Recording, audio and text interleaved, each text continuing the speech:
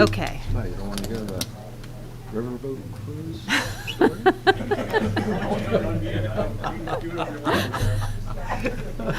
Go like this to make sure they go.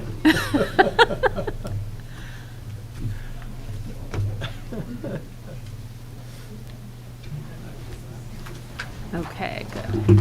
Yes, I'm recording. Fantastic. All right. Good evening, everyone, and welcome to the July 21st, 2025 regular meeting of the Township of Montclair Planning Board. In accordance with the New Jersey Open Public Meetings Act, adequate notice of this meeting has been provided by posting a copy of the notice on the first floor of the municipal building and by sending a copy to the newspaper designated by the Township for notices. This meeting is being broadcast live on Channel 34 and is streaming live and will be available on demand on YouTube. This meeting is a quasi-judicial proceeding, meaning that the board has powers and procedures resembling a court of law, and we are obligated to objectively determine facts and draw conclusions from them in order to provide the basis of an official action. Any questions or comments must be limited to the issues of what the board may legally consider in reaching a decision, and the decorum appropriate to a judicial hearing must be maintained at all times. Fire exits are to my right, which is your left, and also in the back of the room where you entered.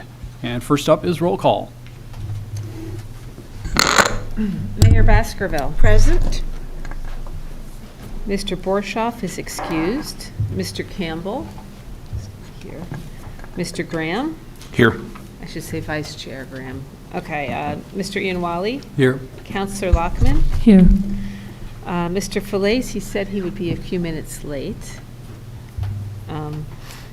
Ms. Willis. Here. Mr. Neiman is excused. And Chair Brodock. I'm here. Okay. Next up, we have swearing in of the board professionals.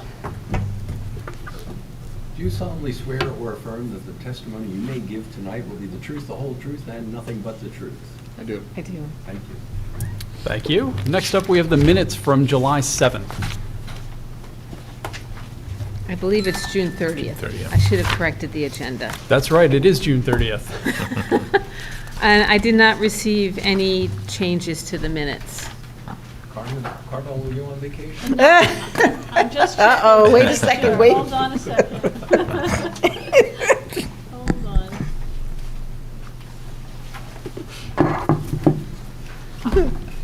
One change. One change. Page 4, paragraph 1, 2, 3, 4, 5, 6, 7, 8. Paragraph 8 that starts, the board questions Mr. Petrie. Mm-hmm. The third sentence, it should be the applicant has no objection. Not. That's good. All right? Okay, great, thank you. You're welcome, that's it. Just so you know, I read them. I had to say something or other, yeah. Motion to accept with your amendment. Yep. Is there a second? Second. Okay, all in favor? Aye. Opposed? Abstentions? Abstention. Abstain. Okay. Okay, next up, we have the resolution for 225 Lorraine Avenue. And I have not received any amendments to that resolution or corrections. Then I would move approval. Second. All in favor? Aye. Opposed? Abstentions? Then we also had on the agenda 665's resolution for 665, 679 Bloomfield Avenue. Yes, and I would respectfully request that the board carry that to our next meeting, and with the consent of the applicant's attorney. He's consented to that, right? Yes. Okay, excellent. Then that's what we'll do. So that will be the August 4th meeting. August 4th? Okay. Excellent. Then I better get to work, okay? Which brings us to the public hearing to amend the fourth round housing element and fair share plan. So this is a public hearing to discuss the changes to the fair share, the housing element and fair share plan.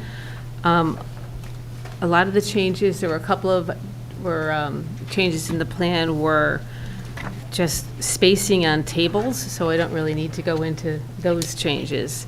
On page 15 of the plan, we corrected it to show that the total number of affordable units is not 804, it's 803, because there was a miscalculation of some of the units that were created through the Market to Affordable program. We accidentally included one commercial space in the building as a unit. So by eliminating that, the total goes down to 803. On page 18, the bedroom count for the A-lister was corrected to include 3 one-bedroom and 2-bedroom low-income units. Those counts were missing from the table, but the total number remains the same. On page 19, as I said, the number of units created through the Market to Affordable program has been corrected to be 41. On page 20, we changed the reference to alternative living arrangements to correct a mislabel for Nancy's Place. It was really just a label in table 19. On table 20, we changed, table 25 on page 24, it was just a formatting change. It shows up in the revised version that you have. Has to do with spacing. On page 26, we made some changes to the plan to respond to comments from the Historic Preservation Commission. So on page 26, we added language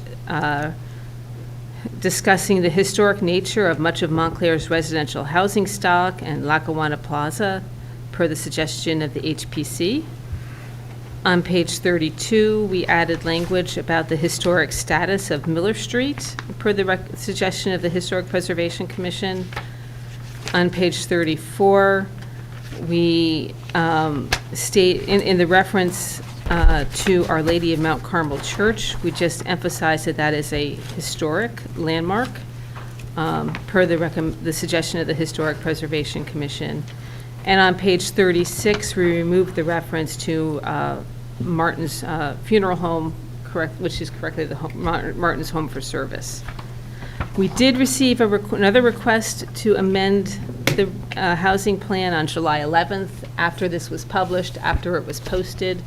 That request came from the Montclair Veterans Service Center, also known as the Crawford Cruz Veterans, on Bloomfield Avenue. The plan references a proposal to add 8 supportive housing units for veterans on their property. We had meetings in April and discussed how the property could be developed. They gave me a site plan that showed 8 units. They have since changed their request and now want to provide 11 units there. So they're asking that we change the reference or the discussion of their property. I think I have the page number. I don't have the page number, but the discussion of their property to reflect not 8 units, but their proposal to build 11 units in a 6-story building. I think it's page 61. Yes, that's right. Here I see, I did reference it, Yeah, I page think it is in the memo. 61. Correct. And to correct the reference to, not they're the Hellfighters, they're the Harlem Hellfighters in terms of their historic reference.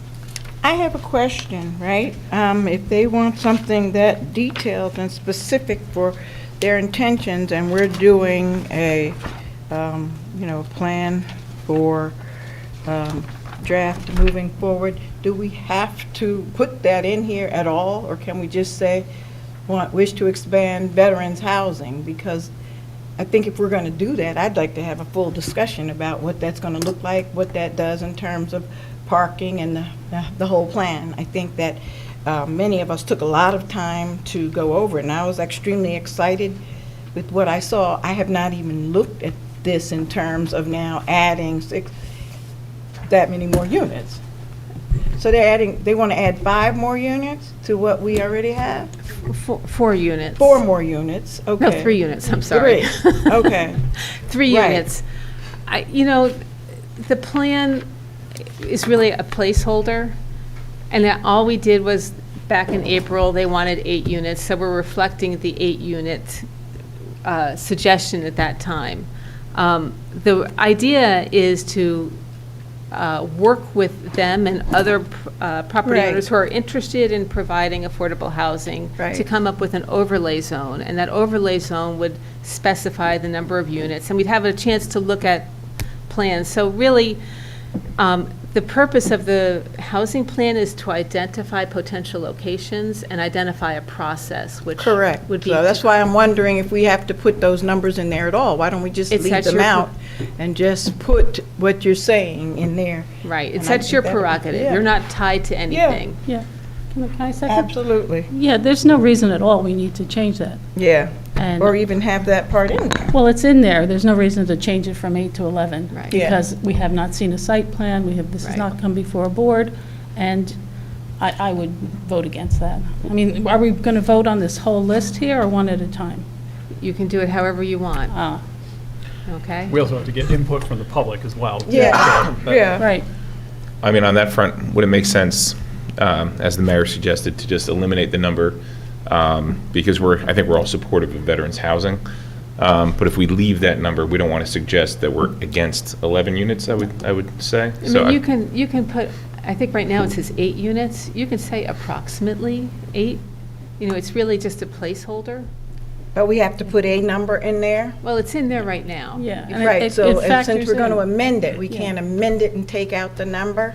You can amend it and take out the number. Right, because that way, if they decide later they want to put 13 or whatever. Or 5, Or 5, yeah, whatever. I'm just yeah. saying, I think the purpose is that we were excited to have more veterans housing. Right. Since we're not sure what that number might be, I would be happy not to put a number in there at all. But Janice, don't you use that in your calculations? So I it can't really rem- needs to have a number in there. I put a number as a Yeah. placeholder to get Yeah. an estimate as to how many Right. affordable housing units could be created over the 10-year period. And so it was 8 units was the placeholder. Yeah. But Also, if I may, we've used that number in other documents. 8? 8, yes, we've used number 8. We applied for a grant, and we've used the number 8. So I don't think we should change it for consistency reasons. fine with that. Yeah.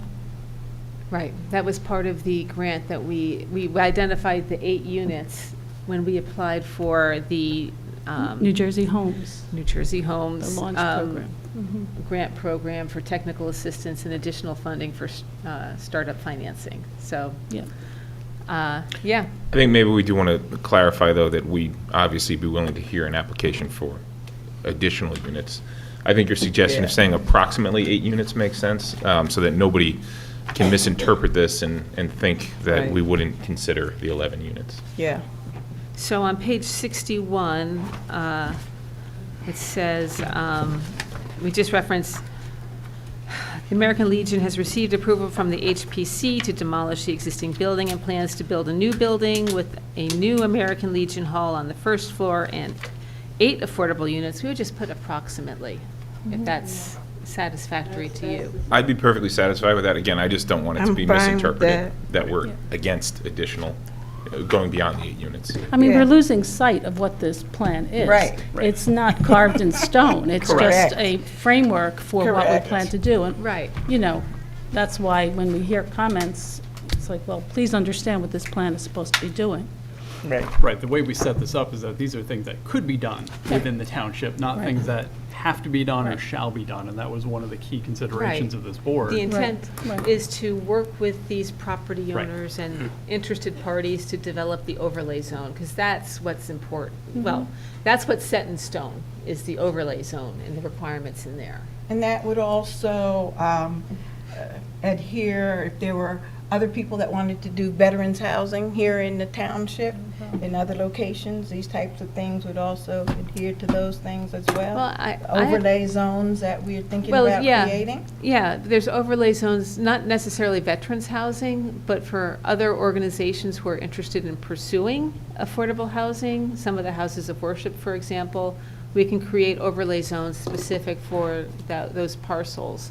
But I'm just saying, if there was someone else that was interested in doing veterans housing, Yeah. that's an option. And we right? would take the same approach. Correct. I just haven't been made aware of it. Right. as No, of but I today. think that people need to understand that, so that they don't think because we use certain identified plans that you are aware of, that means to other people, no, we're not going to do that. And I think this is a great message to people, that we're very excited to do more affordable housing. We're excited to do veterans housing. You know, many of us were excited about doing faith-based and whatever that might be. And don't think that because in here we referenced, you know, the American Legion, that they don't stand a chance to get more Right. veterans housing. And I think that that's important, because some people did read this, in fact, and they thought, you know, there's the veterans housing, and that's it. It's not a limitation. is Right. what No. we're Right. saying. It's Yeah, definitely yeah, not a yeah, limitation, Yeah. right. These are options. Yeah, And they're there's not options. exclusive of other, Right. you know, people Other who things may as want to well. do similar things. So I think that's a really good point, Mayor. Okay. Okay. With that, I'd like to open it up to public comment on the housing element. If you are here for the last one we did about a month ago, if you line up over on this side, please form a line if you'd like to make a comment about the document. And make sure that the green light is on, if you would, whoever starts off. And if you can give us your name and address, that would be helpful. Oh, we don't do addresses? We don't anymore? We always We have. don't do What? addresses. We always have. Might not like to give addresses. Okay.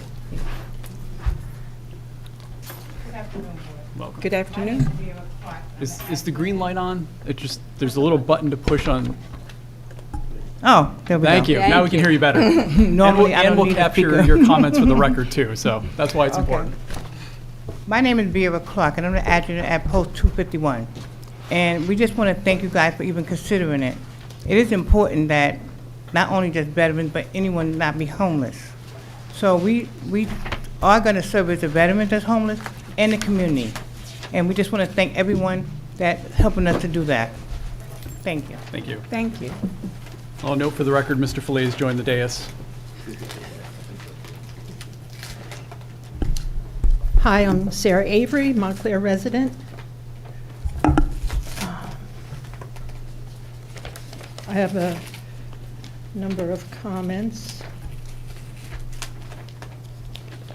So first of all, I compared the 2008 Housing Element and Fair Share Plan to the 2025 Housing Element and Fair Share Plan, comparing all the units from one plan to the other. And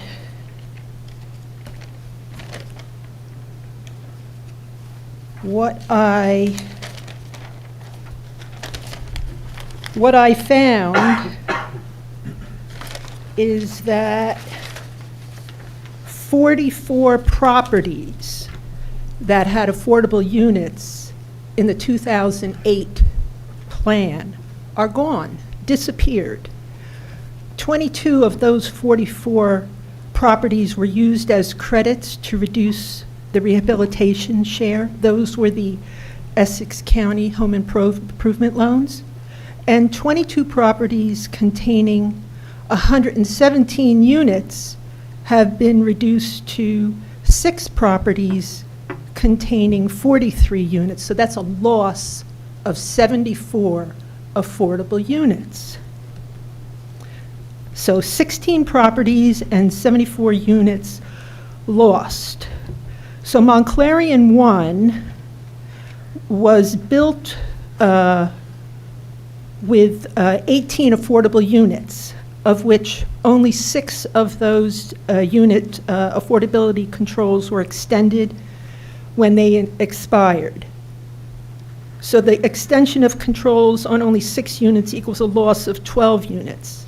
The Montclair 2 was built with 40 luxury units, has only 2 units instead of 10%, 4, or 20%, 8.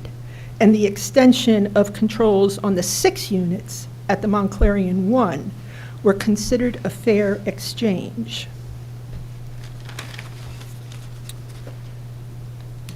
Of the 22 properties, half were reported in the 2008 Housing Element and Fair Share Plan with affordability controls that expire between 2026 and 2035. So that is the future. Yet these units, there are 34, do not appear on the 2025 Housing Element and Fair Share Plan. I researched each one of these properties and could find only one with a deed terminating the affordability controls. And that deed is dated August 2022, 7 years before the controls were due to expire in 2029. Furthermore, properties on Miller Street with controls that expire between 2030 and 2032, adjacent to the proposed affordable housing overlay zones on page 53, which was AH3, and page 55, which is AH5, are pointedly excluded. That, I believe, is 24, 26, and 16 Miller Street. They had controls according to the 2008 report that do not even expire till 2030. So they should be on this report, and there should be some provision for making sure that the controls on those properties are extended when they do expire. And to me, this is very alarming. I also noted on table 27, page 39, 610 Grove Street qualified for a county improvement loan in 2014. And then we know, of course, that 610 Grove Street also qualified for Montclair's home improvement program in 2024. But if you look at the list on page 39, there's only 19 properties, and 610 Grove Street is listed twice. And also, I had analyzed all of the CGPH bills, the former housing administrator, and discovered that, number one, 610 Grove Street got repairs made to it that were not even part of Montclair's home improvement program, and that the company that was hired to make those repairs has the same address, 610 Grove Street. So I find it really curious that when there are such limited resources, that a single homeowner is benefiting so much. I don't know if you saw the documentary on gentrification in the 4th Ward of Montclair, and it focused on a family who lived at 32 New Street, and the young man in the video talks about how his girlfriend or fiance, I forget which, that family, the Lewis family, owned that house since it was built. So I looked into it. So they didn't actually own that house from the time that it was built. There was maybe another owner from the time it was built till the time the Lewis family came to buy it. But if you look at the 1910 census, the Lewis family is living in that house in 1910. And in 2015, that house was sold for $70,000 and is currently renting for $3,200 a month. Just so that you look at the juxtaposition of what's going on in this town, it's not fair. You know, this, you could call this a fair share plan, but it's not fair.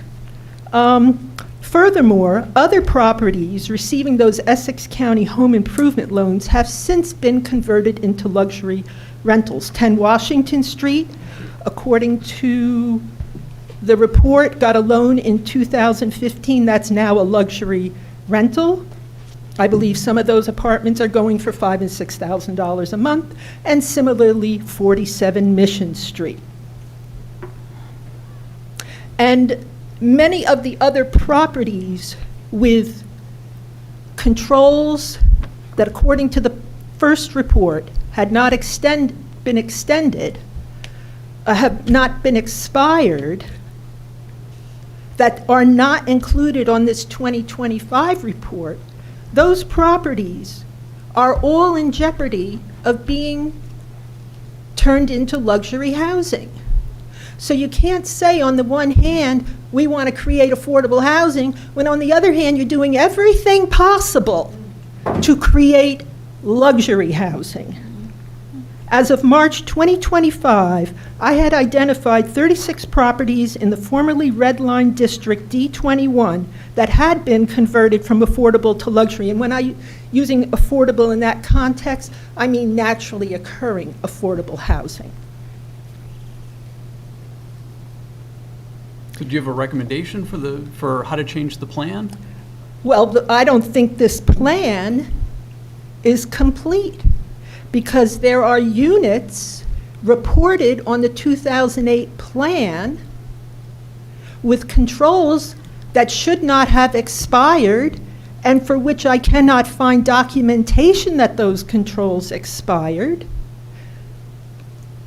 They need to be accounted for. Okay.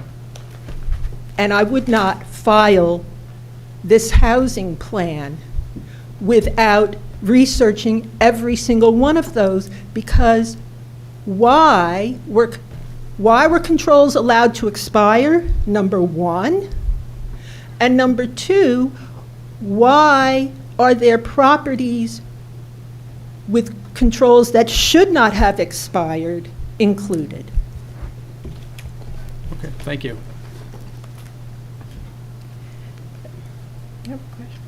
Well, let's get through the public comment Okay, first. no, that was what my question was going to be. Please. Good evening. My name is Rochelle Williams. I'm the owner of Martin's Home for Service. First and foremost, I would like to thank Janice Talley and Madam Mayor and Ms. Willis for the amendment that we are putting in that is taking Martin's out of this fair housing plan, which was on page 36. I just have a question in reference to moving forward, Ms. Talley. I know that this was a whole process. The 10 days went through, and that it had to be, notification had to be given to the surrounding towns, as well as to the Essex County Courthouse, and if I'm not mistaken, down in Trenton.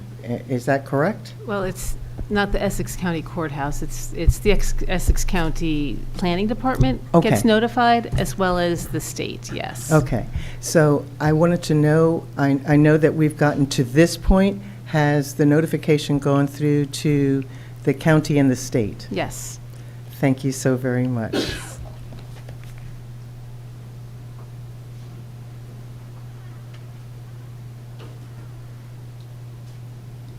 Hi, my name is Sherelle Kitt Turner. I'm the CEO of New Hope Village for Veterans, and I'm coming asking if we could possibly get either some land or a building to rehab to put in 12 studio apartments for our veterans. Right now, I run an agency that helps veterans, and yes, I used to be the past commander of Post 251 in Montclair. So I do know of their project, but ours is a little bit different in the fact that we will be housing mostly the veterans that are not considered by federal laws veterans. We're looking at helping those that are at the West Orange Armory and the Newark Armory, so that these kids can have a place to call home and be able to afford to live someplace decent. Because right now, I spend a lot of time putting them either in hotels, or I've taken 6 individuals and placed them in my own house and took care of them until they were able to move into decent places. So with this, I think it would help just add extra numbers to Post 251 also. So, well, with your consideration, I would like to do my best to obtain whatever, whether it's land or redeveloping a building. And I do have copies of our plans and numbers, and I'd be glad to give them to you. Okay. Thank you. Thank you.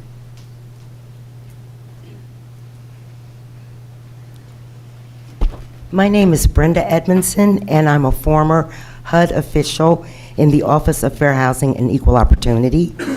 And when this whole housing plan controversy started erupting around a personal friend of mine's property, I started pulling down information with regard to where all of the affordable, subsidized HUD, VA, DCA, oh my God, I'm not even finished doing my research, but it feels in my heart of hearts like over 50% of all subsidized housing, I don't care whether you call it workforce, affordable, was constructed in the Fourth Ward. And I would ask that you at least look at a moratorium on citing more affordable housing in the Fourth Ward until you can get your site map. I'd have to put in a FOIA if Ms. Talley wouldn't want to just sit and talk with me at some point. Maybe I could be of some assistance to you in doing this. And if you ride around town, you know that the Hovnanian stuff, the Matthew Carter building, down Orange Road, all the way down into Doddtown, which is not Montclair, but there's like a trend with regard to where all of these developments are sited. Where are the Section 8 voucher people living? And I know I'm not privy to their addresses, although I'm sure if I took a look, many of them might also be in the Fourth Ward. So I'm just asking that you try to figure out creative, innocuous ways to put affordable housing. And Applegates isn't necessarily a good site either because there's no public transportation out there. So I don't know what the criteria was to determine what businesses might be obsolete tomorrow and therefore should be targeted. I don't know how you derive how you come to those decisions, but there's a problem here. And I'm not proud of my town. I'm not proud of my town. Every single program that the state or the county or the federal government could offer, except for an actual low-income public housing development, is somewhere in this town, and most of it's in the Fourth Ward. So I'd like to get my hands on the plan, and I think that lady made a good point about units that were affordable in the beginning that are now offline. But yes, we'll always need more affordable housing, but there's got to be a better way to do this than to pick on the Fourth Ward. Thank you. Thank you. Does anyone else want to make a comment about the fair share element, housing element and fair share plan?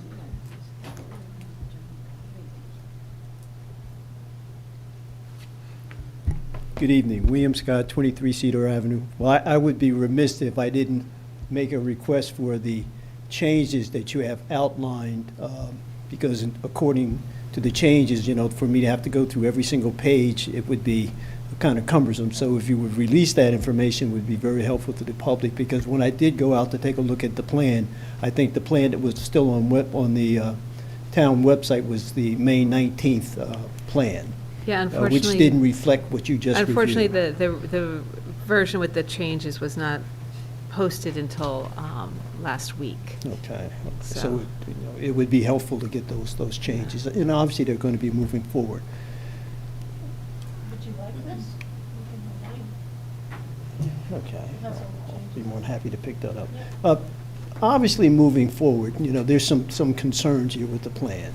And I know that there's some major constraints to get this plan completed and submitted, but we shouldn't be rushed to do anything at this point in time. We have an opportunity to do it right. If this plan is going to be in place for the next 10 years, there absolutely should be every effort to get it right now, because once it's set in stone, I'm sure it's going to be very difficult to undo some things that should have been addressed right up front with this plan.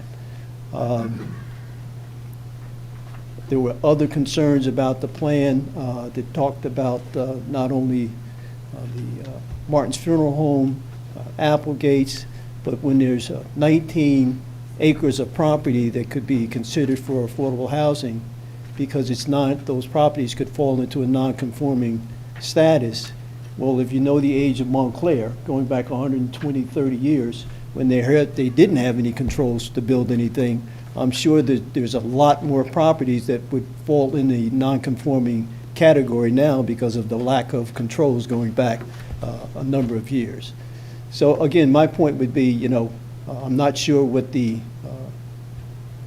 rush to get this done. If there's an opportunity to take another look, if there's an appeal process, I don't know if anyone in the community or amongst the council members or the planning board would consider looking at this plan from an appeal process to get it right. That might be something to consider also. Just by appeal process, I'm not quite sure what you mean. Maybe Appealing it- amendment, maybe amendment process, The Mr. Scott? amendment process. Okay, because there is, right now, just, the plan has been submitted to the state. Okay. So the appeal process has officially started when we submitted it by that June 30th deadline. So that's why I just wanted to clarify, I will be filing this amended plan with the state, but the appeal process and the opportunity for anybody out there who wants to appeal our plan, that's an official action. And so we're in that time frame right now when anybody can appeal it. Well, then I'll just end on this point. If there's information that's been brought to your attention that has validity, should it be the residents' responsibility to correct those concerns, or should the residents move forward engaging in that process? Well, I think once the appeal period is over at the state level, then perhaps we can amend it again. I mean, in Montclair, we amend our plans almost every other year. We're unlike most towns where a plan is adopted and it sits on a shelf. We are very active about amending our plans. And I think we can do that with the housing plan, but I do think we have to wait until the appeal process at the state level is completed, and if there are no appeals filed, then we can continue to tinker with it to get it right. We're just doing this because there was enough of a concern, and it was so close to the submission date that we want to amend it, send it to the state again to be considered as part of this, during this appeal period. Okay. And then wait. And then once the appeal period, and I don't know the date off the top of my head, but this has to do with builder's remedy lawsuits, et cetera, et cetera. I do know that there's quite a few towns out there where appeals have been filed. There's been no appeal filed yet on our plan. But Janice, that's Go because, ahead. excuse me, the appeals are filed because those towns think that their obligation is really high, where let me ask you a question. We have zero obligation going Yes. forward and zero rehabilitation obligation. So technically, did we even have to file this plan? We had to file the plan in order to continue to collect our housing trust fund monies and to continue to spend the money in our housing trust So fund. really, it was the spending plan that needed to be Right, so filed.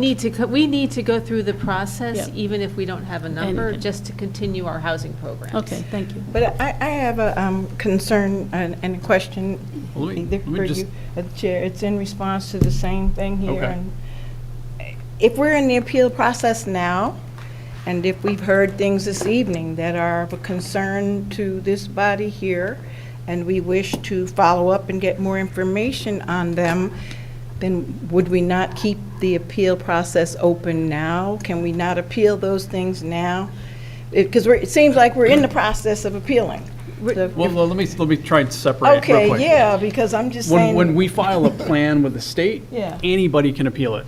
Right. Residents, it doesn't matter. Right. It might be better to use the word challenge. Challenge. Right, Okay. right. Can challenge Correct, the document that we put together. correct.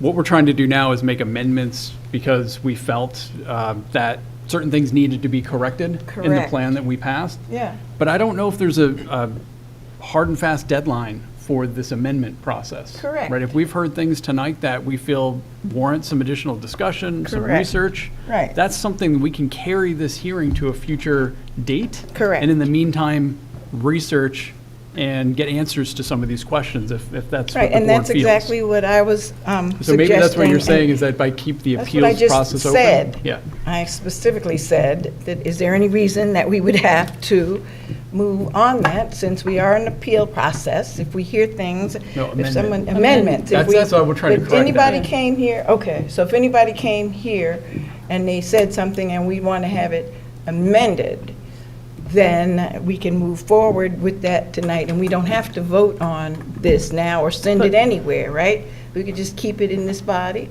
until we feel comfortable. So then we wouldn't have to go through the process that you're talking about, coming back to it at a later date.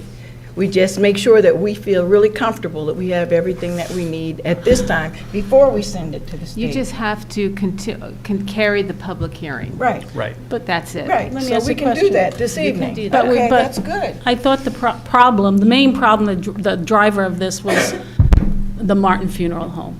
And I think she wants that resolved as soon as possible, I would think, because she feels like it's interfering with her business. Right. So why on earth would we carry this and not finalize this plan, which has the changes that we all, I think, may agree on or not, and just get this resolved today so that the Martin Funeral Home situation is resolved and she doesn't have to field questions about what's going on with her property. And we could certainly, whatever you uncover when you check into what Madam Avery is asking about. And I can certainly respond to her comments. Yes, I'm which I sure you will at can. the end. Yeah. And so then we'll do this like, every time somebody else then comes with something, we'll have another appeal and another process, because I get it. And in fact, I was one of the people that initially suggested that they make sure to get this out of, the Martins out of there. And yes, that needs to be done right away. But I mean, at this point in time, there's some concerns and questions that I have that were raised that were not introduced until this evening. So I'm just trying to figure out what is the most expeditious way to come up with something where we don't have to keep, meeting after meeting, there's another appeal or something like that. What, other than the fact that I get it, that the Martins, and from what you said, Councilor Lockman, the Applegate's people also wanted to be taken out of here. No, You no, said no. that. I think they called and talked to Janice about Okay, it. so, but I'm just saying, the last time you reported here in this chambers at one of these meetings, you said Applegate's too. So whatever that was, so for today, we know about the Martins. And yes, that needs to be done expeditiously, but there are obviously some other concerns here that unless people can answer them tonight and explain them away, they need to be explained. Why would we send a document again that has some things in there that may need further exploration? May I? I think, I suspect that Janice could easily answer. well, let's, Ms. Okay, Avery's. yeah, so then let's, we'll I get was to going to that say, if part we later can, on, if 'cause- we can get okay. through the public comment, Oh, okay. and then let's head into this Okay, discussion, okay. if the board is okay with that. And you absolutely, Mayor, bring up some good points, because absolutely we want to address, and Ms. Lockman, Ms. Williams' concerns about her property. I mean, that's a business-related concern, and that needs to be addressed immediately. And not to beat a dead horse, I mean, it was brought up back on May the 5th when we had the first meeting, that should have gone. 3 months later, we have not resolved that. We're on the process, or on the right direction to get it resolved. But, Ms. Lockman, you indicated that we don't have an obligation. I believe if we did our due diligence, there is a possibility with the corrections with some of the data that we're looking at, we could have an obligation. So we don't want to overlook that. We definitely do not want to overlook that.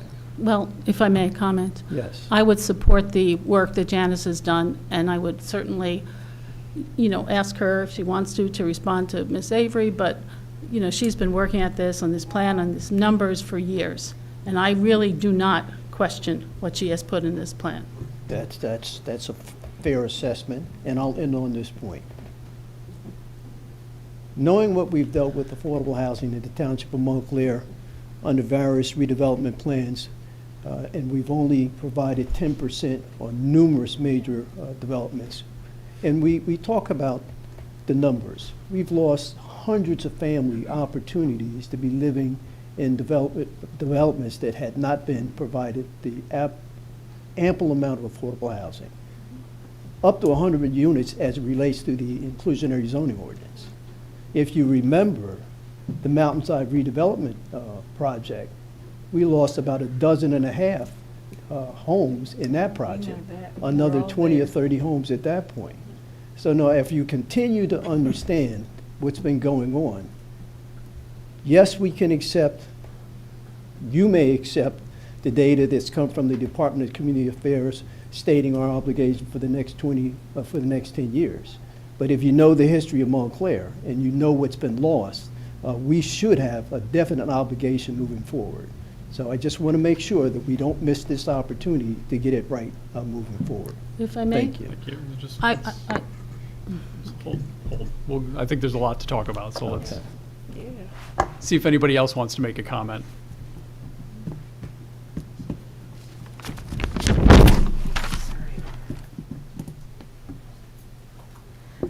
Good evening, Nicole Farjani. Thank you, Dr. Baskerville. I'm sad to hear that you're the only one that seems to be getting this. I mean, I just sat here and heard about how many units have been lost, and I don't know how any of you could move forward without the answer to where they've gone or what's happening when presented with information like this. People are watching now. People are paying attention now because our friends are being forced to move out of this town by the week, by the day. So now we're awake and we're paying attention. So, thank you for all the work you do, of course. But if there are concerns, legitimate concerns, and I only hear one person up on this panel saying that maybe we should halt, and I understand, I actually came in hopes to hear that Martin's Funeral Home was taken off that list. So I was like, okay, I can go home and have dinner now. But I can't by what I'm hearing. I can't go home. Because when my friends are being forced out of this town because of housing problems, and I come and hear one person on this whole committee speaking up to saying, maybe we should wait. I'm sure Dr. Baskerville wants it to go through right away for Martin's Funeral Home. We all do.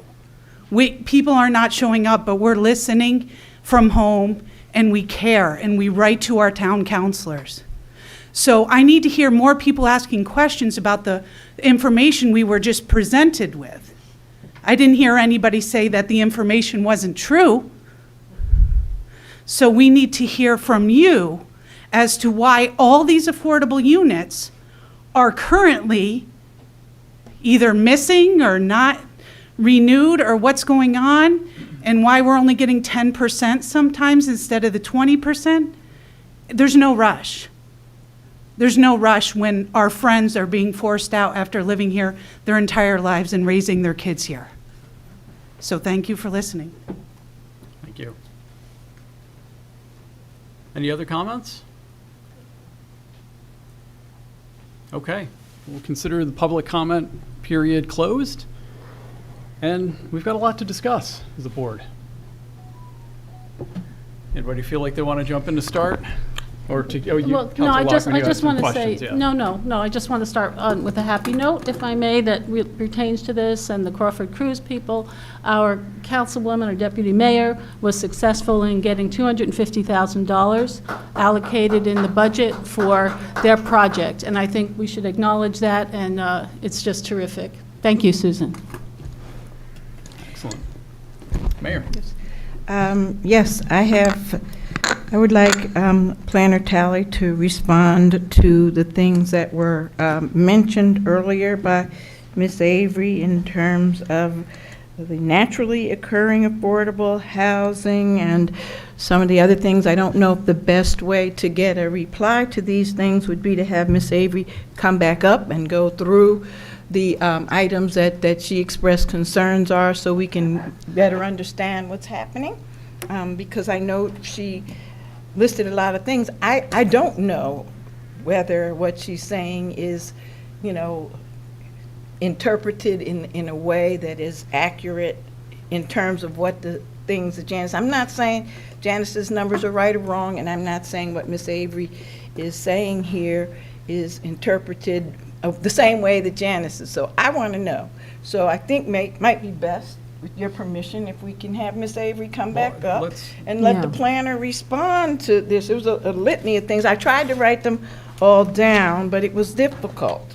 But I did get some of them down, like the ones on Miller Street, and then the things that were going on. I think we already discussed at one point in time the 610 Grove Street. I remembered that. But then there were some other things, even in terms of what really caught my ear was when we're talking about how you take and you're giving money to rehabilitate or whatever the things that are affordable units, and then all of a sudden they're luxury units. So I need to know more about that. And then I need to know about the naturally occurring affordable units that were also mentioned. So I don't know the best way to Let's have do Planner this. Tally Can I respond. just Thank you. comment Yeah, one thing before we thank get you. into the Thank you. details?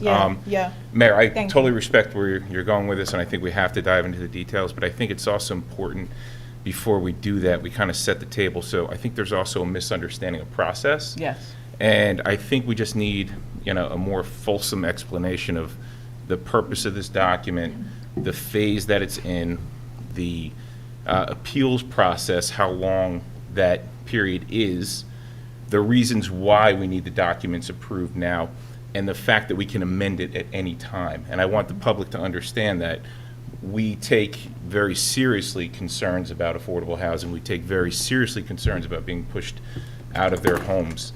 And what we're talking about tonight is a policy document, and in no way are we suggesting that this is the end of the discussion. So I just want to make sure that we can set the table before we dive into these specifics. Sure. Number one, it is an ongoing issue with affordable housing that affordability controls are not permanent. They're not permanent. And that's why the township cannot dust its hands and say, we've created 800 units, we're done, we don't have to create any more. Because it's an ongoing process. Affordability controls are put in place, they have a time limit, and quite often, when that time limit is reached, they expire. The owner, the property owner, is not required to extend them. And it all depends upon how the units are funded. Number one, there were units that were funded through federal programs where they received mortgages, and part of that mortgage to create those affordable units was to put the deed restriction on. But you know what? If they ever satisfy that mortgage and pay it off, the deed restrictions expire. It all depends upon the terms of the mortgage. And we have very little control over those affordability controls. So they fall off. So what was affordable 20 years ago may not be what's affordable right now because of choices that are made by the property owner. Right. There's also issues where we have properties that are rehabilitated. Depends on the program. Sometimes a program that gets funding, or a property that gets funding for rehabilitation has a 10-year deed restriction, or some of them in years past had a 20-year deed restriction. It all depends upon the terms of that deed restriction. If they sell the property before the deed restrictions expired, normally they have to refund the money back to the source. Now, we've only had a rehabilitation program since 2020, so we haven't had any of our units where we created those deed restrictions sold. I can't say so for the county because the county program's been in existence for about 20 or 25 years. So there are various situations where the controls may expire. And I'm not going to go through each and every one because it's a very exhaustive process. But I do have faith in the units that are counted in our plan today are valid. Janice, can I Go ask you a ahead. question, just logically? So if you had a building that you owned as a landlord 20 years ago, and you made it affordable units, and then the deed restriction expired now, where you see that the price of housing, the price of rentals has gone through the roof, it would take a special landlord to renew affordability controls. If I'm a normal person, private investor, am I really going to, when the market in Montclair has gone through the roof, am I going to, continue affordability? Some of them might, but many of them won't. Right. And So that's their prerogative. We have the tension of private Right. individuals versus, the government controls. The way most of those deed restrictions were recorded, they are not permanent. Now, some of them, the ones that were created through the state's uniform housing under the state's uniform housing affordability controls, which came in place sometime in the late 90s. If the deed restrictions were put in place under those provisions, the township has the right of first refusal. Yeah. We've used that. We have used that. So when it's brought to our attention that somebody who owns a unit that was purchased through a program that was created through those requirements, pursuant to those requirements, we have the right of first refusal. We are noticed that they want to sell it. They can only sell it for a maximum resale value, even if the affordability controls have expired. And so most times, the township elects to purchase those units. There have been a situation in the past where previous councils have said, no, they don't want to acquire those units. It all depends on where we sit.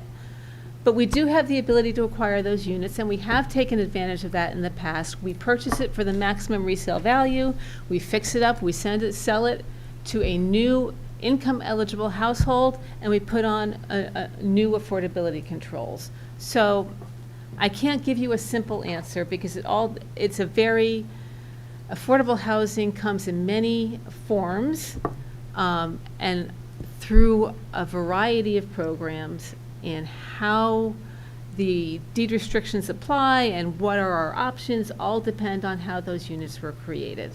So all I can say is that Montclair has, for the most part, been very supportive of preserving existing affordable units when they are able to do so, when they have an opportunity to do so.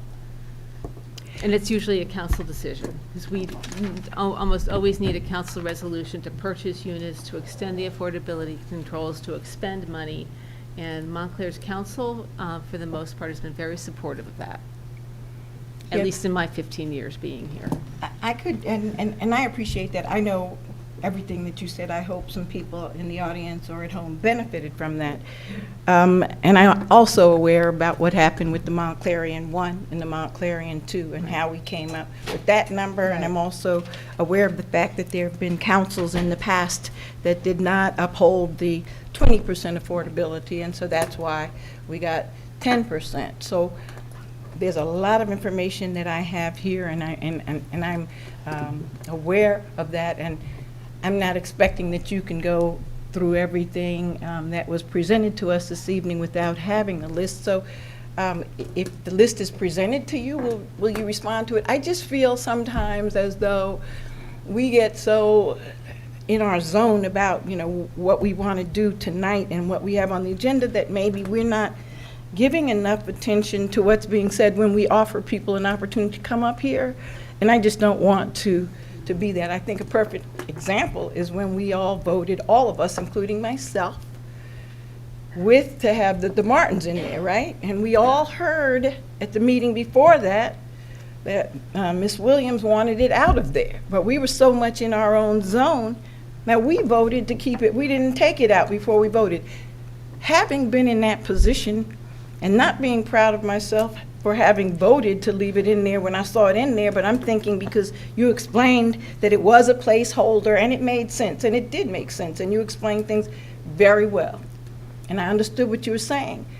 But if that homeowner is not agreeing that she wants to keep it there, and that homeowner is trying to tell us that it's inconveniencing her, we didn't respond to what the homeowner was telling us. We responded based on what you were saying, and I feel badly about that for this council. I feel badly because we're in this position tonight, and because we just agreed, because that's what you told us was right and good, and that you had a purpose, and we should have given more attention to what the person from the public, the owner of that property, was telling us. So I don't want to do that same thing again.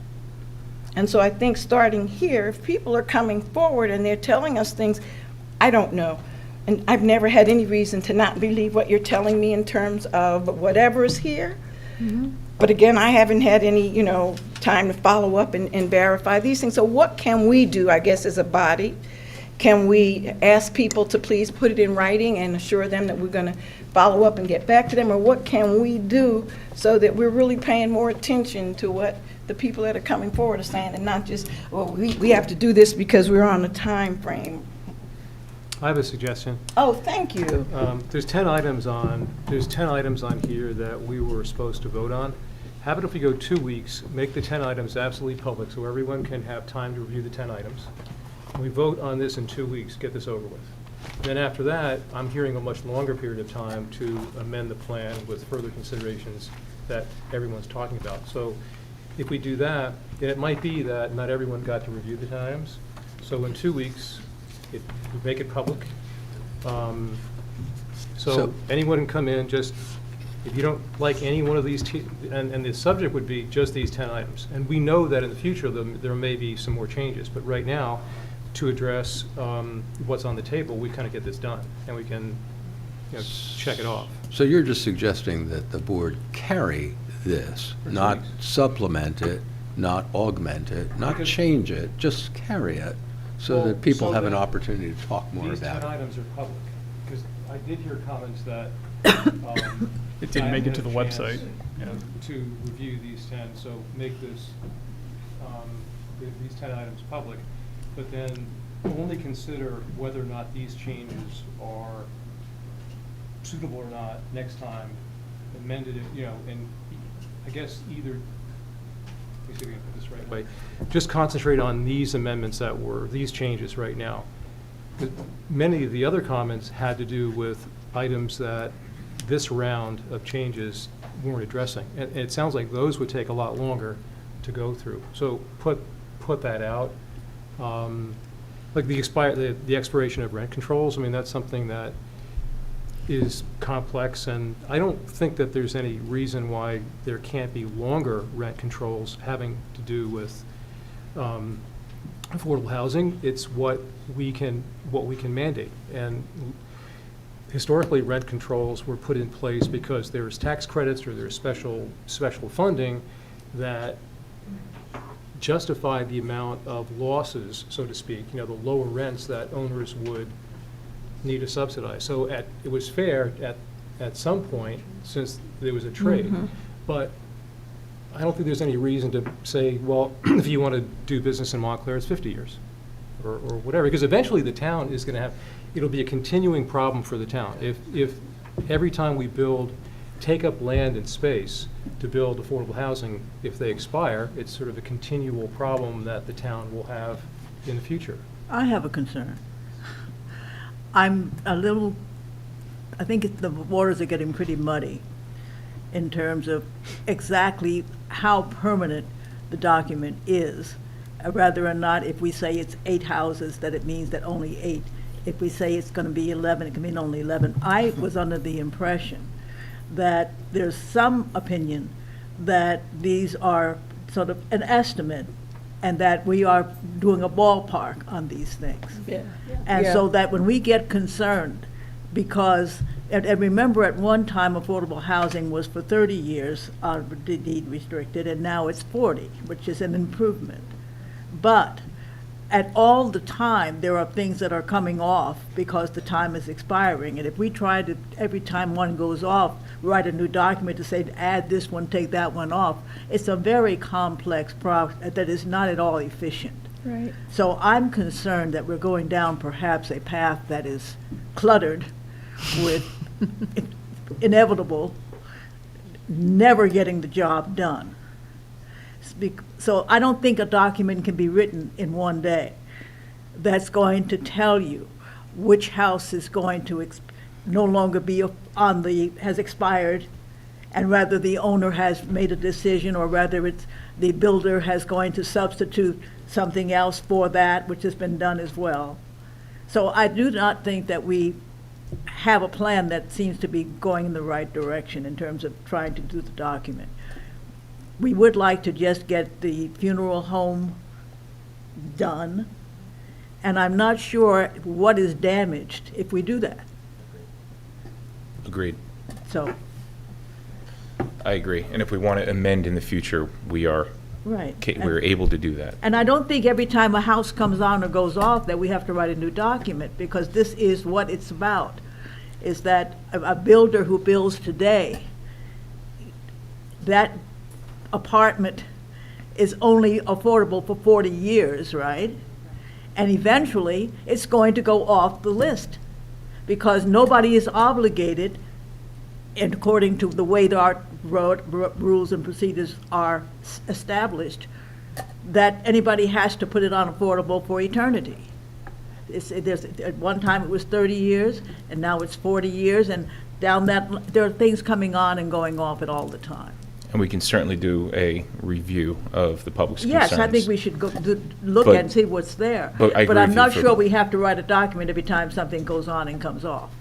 No, I definitely don't think so. And for either. purposes- I didn't hear anybody saying that, so I guess I'm receiving it differently. Certainly, my comments were in no way having to do with that. My I comments. wasn't speaking of your comments. Oh, okay, yeah, all right. 'cause There were a I- lot I of was sitting- comments made Okay, tonight. okay, yeah, so if other people feel that way, no, I totally agree Right. with what you said. No, I just think, Mayor, that we move forward with a mindfulness to the comments that were made by the public tonight, that we recognize that we may have to amend this again, but I think I agree with Ms. Willis's comments that there's not a harm to passing this tonight, to getting the funeral home off, the Martin Services off the list, and having, and considering other changes down the line. And I'm aware of the concerns, and they're legitimate concerns, but I do think we have to find a feasible way of handling it. And we'll satisfy our statutory requirements by passing this tonight. Definitely. So can I make a motion are we done? Should I make a motion to accept this revised fourth-round housing element and fair share plan, 2025 to 2035, as amended? I would second. But, Oh, You can yeah, still discussion. comment. No, Mayor, you can still comment. I'm just trying to make sure, though, that you feel certain that nothing that was raised by the public tonight will in any way change anything here at all in terms of the information that you're saying, because then I think Mr. Scott raised some questions too regarding if this is going to change anything that we're putting here. So you're certain that it won't in any way change this? I'm not sure. Is your mic on? Sorry, I'm not quite sure what you're referring to. I think what you might be saying is that, if I may, Ms. Avery had some Right. issues, and is your point that if there were some issues that she's raised that do need correction? Okay. Is that what you were? Well, then you're Mr. trying to- Scott also pointed out that maybe some of the things that we may actually have a need to do some more housing. I'm just trying to Okay. process what I heard from people that I have grown to know, who are very astute, Okay. as well as you, who I've grown to know over probably longer than most people sitting here, since 2008, when you and I began to work. So I'm not in any way trying to be disparaging with what you're presenting. I just need to make sure that this is not going to make a difference. If we vote on this today, if I vote on this Yeah. today, then a couple of weeks from now, I'm not going to see, oh, Right. yes, well, if we would have included that, these numbers would have been different, or we would have actually had a requirement for some more housing, or Okay, now I understand. I have to say, I agree with Mr. Scott. I strongly agree with Mr. Yeah. Scott. Unfortunately, housing policy in New Jersey has become a numbers game. Okay. Montclair, we're not subject currently to that numbers game. Because we, according to the regulations, the statute right now, we have met our obligation. However, throughout this process of developing this housing plan and working with the council and working with the planning board and working with the housing commission and all the other interest groups in Montclair and the survey that we did a tremendous amount of outreach. Yeah. Affordable housing is important to Montclair. Yeah. So just because we don't have a number that was identified by the state, the township is committed to creating a housing plan, to continuing our programs, to looking, and this plan does look for new sources, new locations, new programs to create affordable housing, and continue that. So I'm I just want to confirm that adopting this plan tonight is not going to change that approach, because we're not doing a numbers game. We are, I think, trying to come up with a holistic program that addresses the many and varied concerns of the residents and businesses and property owners in Montclair. Okay. And obviously public officials as well. So regarding the questions that were raised by Ms. Avery, I don't think that changes the substance of the housing plan. I think I can continue to pull the numbers and provide some information on units that I have data on regarding the affordability controls, but quite honestly, a lot of them were created outside of our control. And so I may not have that information. As I said, I know some of these units have the deed restrictions that were done prior to my time using federal sources or other sources. They expired. So I think we're fine moving ahead with the plan as it's written. And I think that I really did enjoy working with the planning board and the other interest groups to try and come up with some unique programs, including the naturally occurring affordable housing, which my staff is right now working on some zoning to address that, which is really something that most housing plans do not address. So. For me, that was an excellent response to my question. I appreciate your thoughtfulness, and I appreciate you understanding what my underlying questions are. You know that I, as well as you, think that this is an excellent plan that I'm excited to move forward with, and I appreciate you explaining it the way that you did. And Mayor, I just want to add one more comment, that we can always be respectful of the public's concerns and always research the public's concerns and always open that amendment process if we as a board feel that that is appropriate. So this is not the end of the discussion. It's kind of just the beginning. Yeah. I'd like to also make the comment that I appreciate the work that was done by members of the public, Ms. Avery, going through and looking at each one of those. Yeah. And even though I don't think it's necessary for us to scrap the process of moving forward, it would be appropriate to look at each of those items and check them out and see to what Agreed. extent they need, Right. if any correction needs to be made. So I'm not disparaging that the work is there and that it needs to be done, and I appreciate the kind of detail and the effort that was made.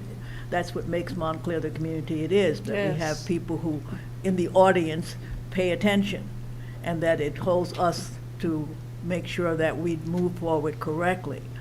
But moving forward is also an important thing, too. And I think it shows that everybody cares, right? Everybody on this dais cares, the public cares.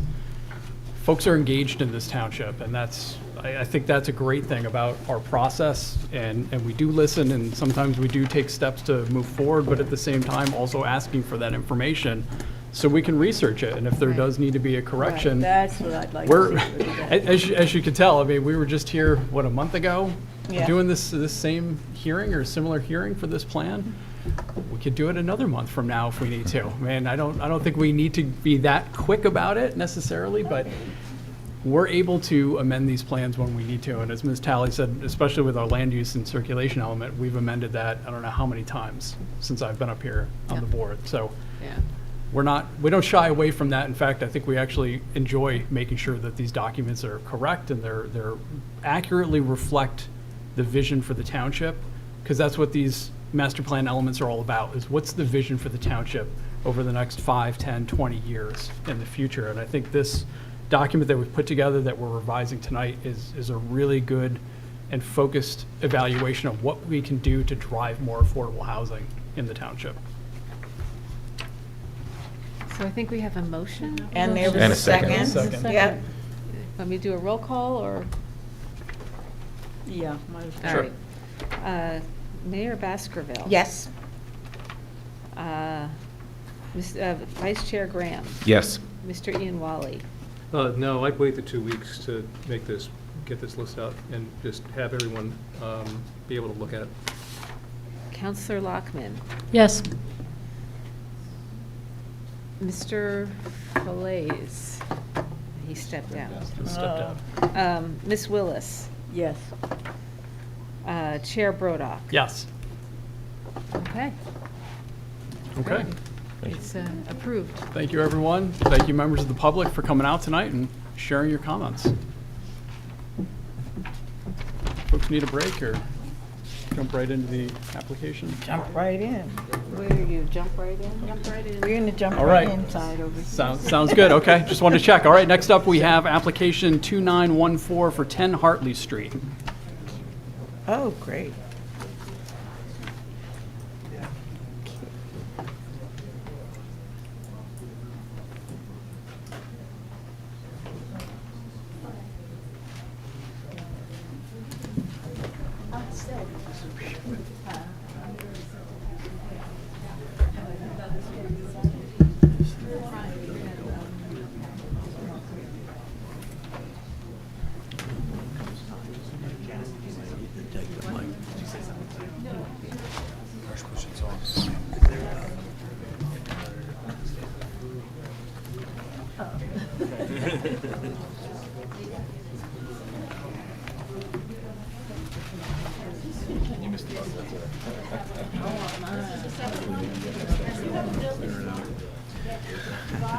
Sometimes you gotta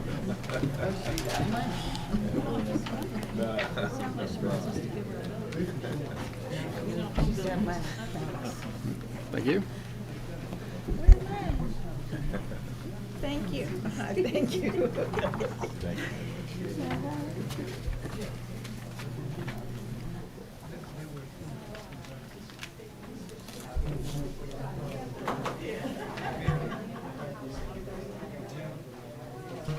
Yes, they all make like not a drum.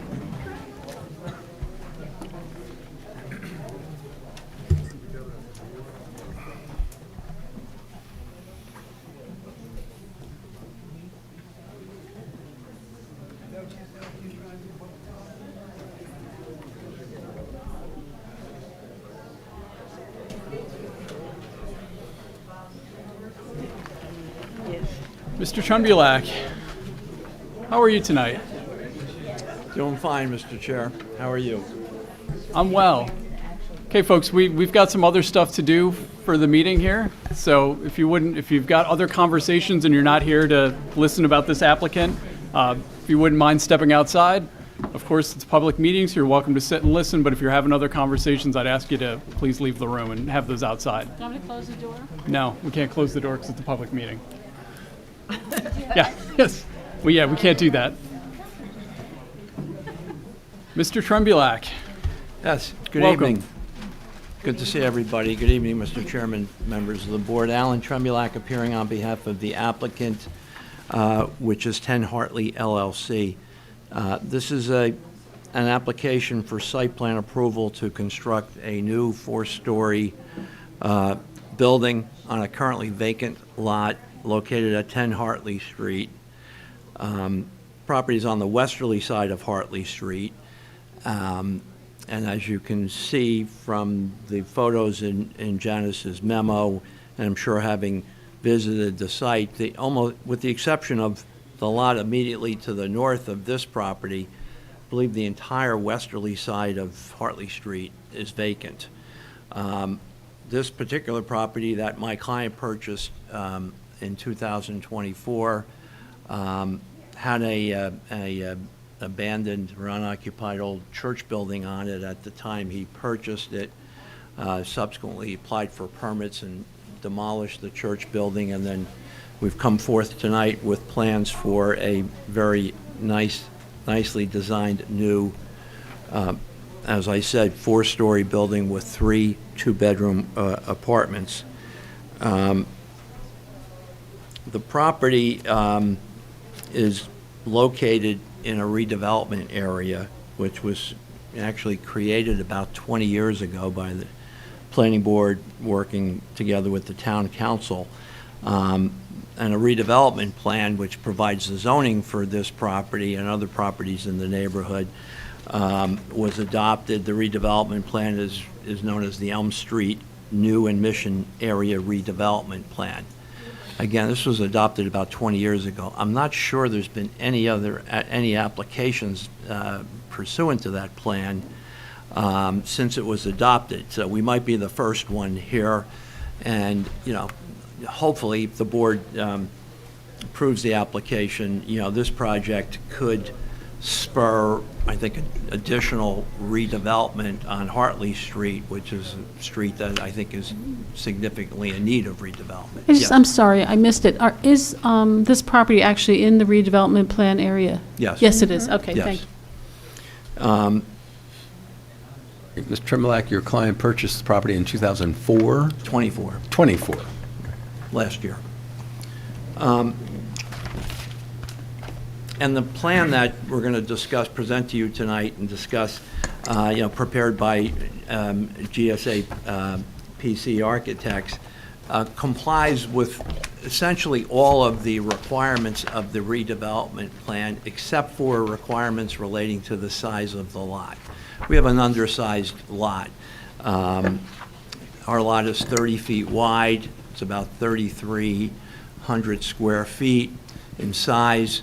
The plan has a requirement for a minimum of 15,000 square feet of lot area with 80-foot lot width. But So, is that correct? That seems like so wide. I mean, we don't have that many 80-foot wide frontage lots in town, so that's absolutely correct? I had a question about those numbers, so since you're reciting them.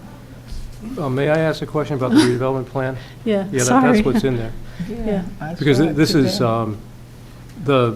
if you go to the town website, there's a draft plan from 2006. It does say that it was adopted at some point.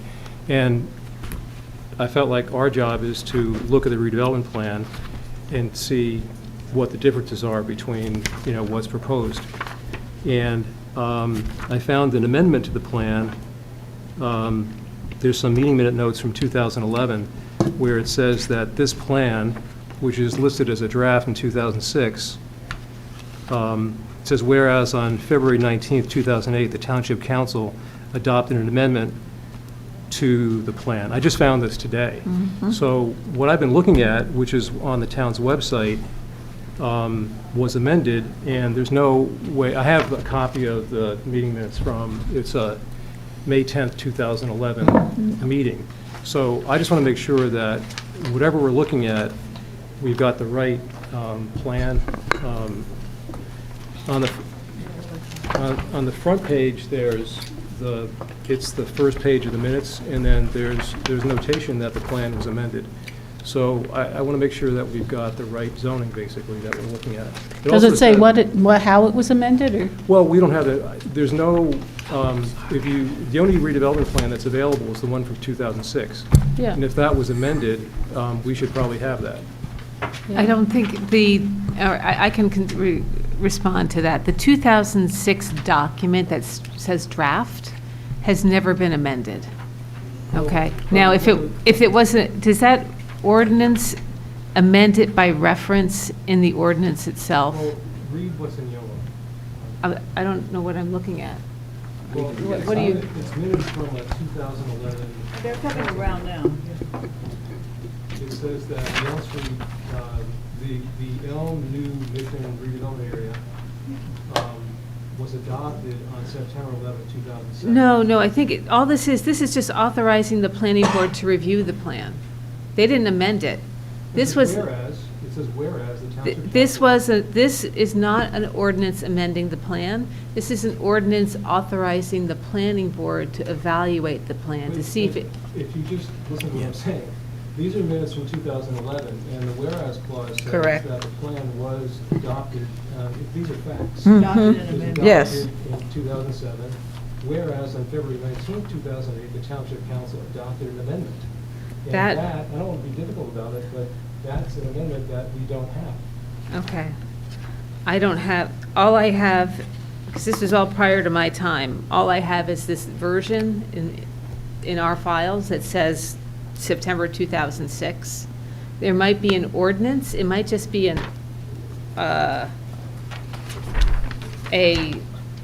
sometimes prior to my time, they would amend a redevelopment plan by reference in an ordinance.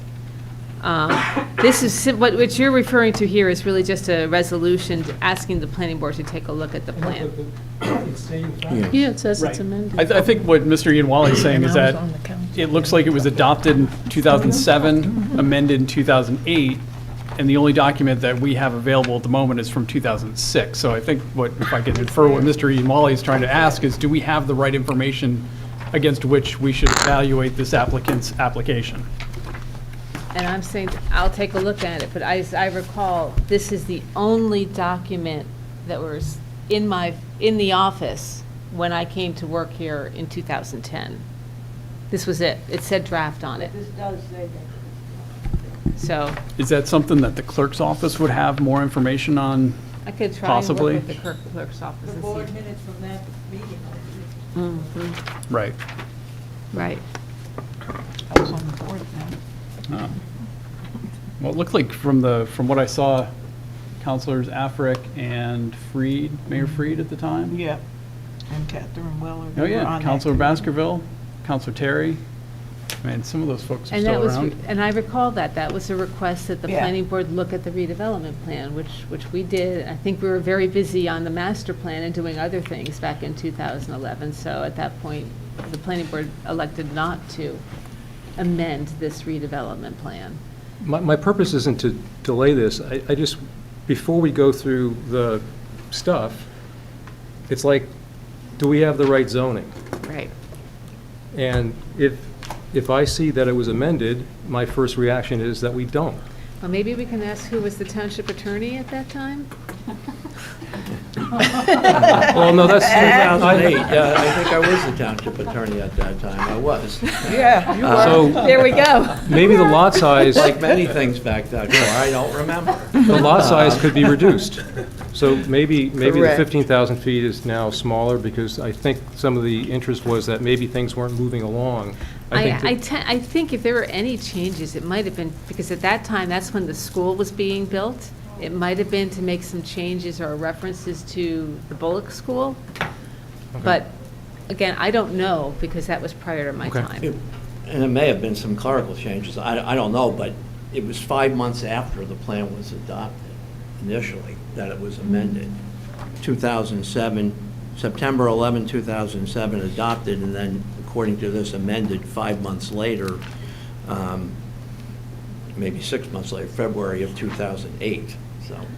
So what I can Minus do the- before the next meeting is I can pull those resolutions and ordinances that are amend the redevelopment plan and see what's in the text. I certainly don't have anything more recent than the document that's online. Thank And it you. might have been an amendment by reference in the, was this done by ordinance? I would assume if they're adopting and amending a redevelopment plan, it would be by ordinance. So the Would have to ordinance be. the ordinance would have to have the reference to the amendment in that text. So, From the minutes, right? Mm-hmm. From the minutes in 2011, when the planning board was being asked to take a relook at it. I think the impetus was that not much was happening, so I think they Yeah. wanted to. Mhm. I mean, it's So- curious that not much has happened on this, even since 2011. Yeah. Any rationale why you think nothing's going on here? I'd like to just deal with this Okay. specifically Yeah, on yeah. this Yeah, I'm just, application yeah. before we get too far. If I may, this is a little bit concerning. Mr. Ianwali has raised a concerning point here. Perhaps what we can do with your consent, Mr. Trembulac, is to proceed with the application, but hold it pending confirmation that the, quote, zoning, end quote, of the redevelopment plan is as stated. Do you want to take it? I can run upstairs and see if I can find those ordinances. That'll take Oh. you some time, No. and it's already 8:30. All I mean, my preference would be to make sure we've got the right base document No, before I we, agree. before we hear But if- testimony. If the Why don't changes, we take a 10-minute break? I'll see if I can find the ordinances. if you want to do that. 10-minute break, see if we can find the ordinances. Yeah, because I'm And- looking online, there's a lot online with the Right, town website. okay. so And I then, think that should would we be mark helpful. this before we get too far, this document? We'll mark it. Mark it when we get back? We'll mark it with all Okay. the other documents. All right, let's take a 10-minute break. No, I'm not. Right. Let me see if I can find it. If I can't.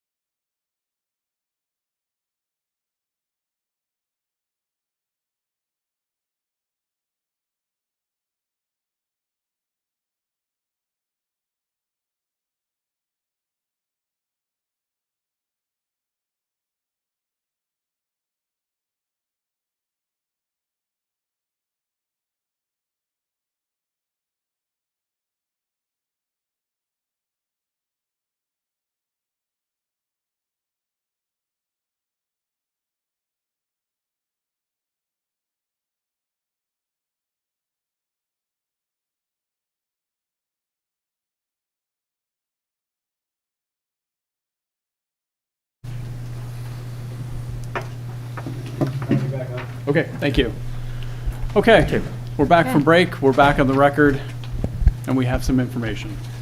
Okay. Right, just to update the board and the applicant, the amendment to the Elm New Mission Street redevelopment plan had to do with adding language indicating that this is a condemnation redevelopment plan, giving the township the authority to acquire certain properties in this area through eminent domain.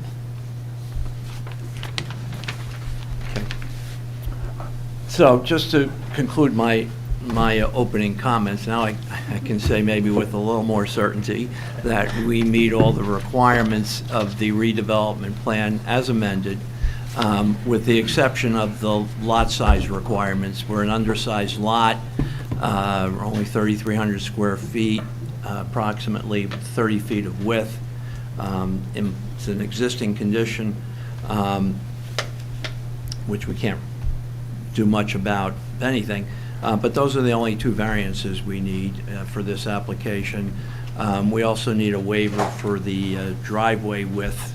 It's a one-way driveway. The requirement is 12 feet. We're proposing 10 feet. Otherwise, I believe the plan is fully conforming.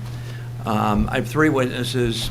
First witness will be my client, Eugenio DeSanti. Very brief testimony. Followed by the project architect, Ryan Robertson. And our last witness will be William Stimmel, our professional planner. I should note, we submitted some engineering plans prepared by Petrie Engineering. They're really only essentially two sheets. One is some turning templates, and one is a grading and drainage plan, which has been reviewed and approved by your engineer. We don't have anyone from Petrie here tonight. However, if there are any questions that should arise relating to those plans, our professional planner, Mr. Stimmel, is also a professional engineer. He's familiar with those plans and will be able to answer any engineering questions. I don't think there should be any, but we can cover that if necessary. So having said that, I'm prepared to call Mr. DeSanti, but I assume we're going to mark exhibits first. Please. All right, A1 is the application. A2 is the certification of taxes paid. A3 is the proof of publication. A4 is the affidavit of service. A5 is a property survey prepared by Lakeland Surveying dated August 23rd, 2024. A6 are architectural drawings prepared by GSA PC dated April 22nd, 2025. A7 are the grading and drainage plans created by Petrie Engineering dated April 25th, 2025. A8 are the turning templates prepared by Petrie Engineering dated April 25th, 2025. A9 is the report from the Planning Department dated July 2nd, 2025. And A10 is the report from the Board Engineer, Neglia Engineering, dated July 16th, 2025. And should we mark these two pieces of paper we've gotten so far as board exhibits? Sure, we can, we call the minutes would be B1 for Board Exhibit 1. And the ordinance 08-12 will be B2. Great, thank you. And if you want, Janice, you want to mark the PowerPoint exhibit? Oh, good idea. While we're, I'll mark that as A11. right, okay. PowerPoint exhibit dated July 21st, 2025 by GSA PC. Yes. I'm going to have to share that with you. Mr. Neese, you want to swear in our witness?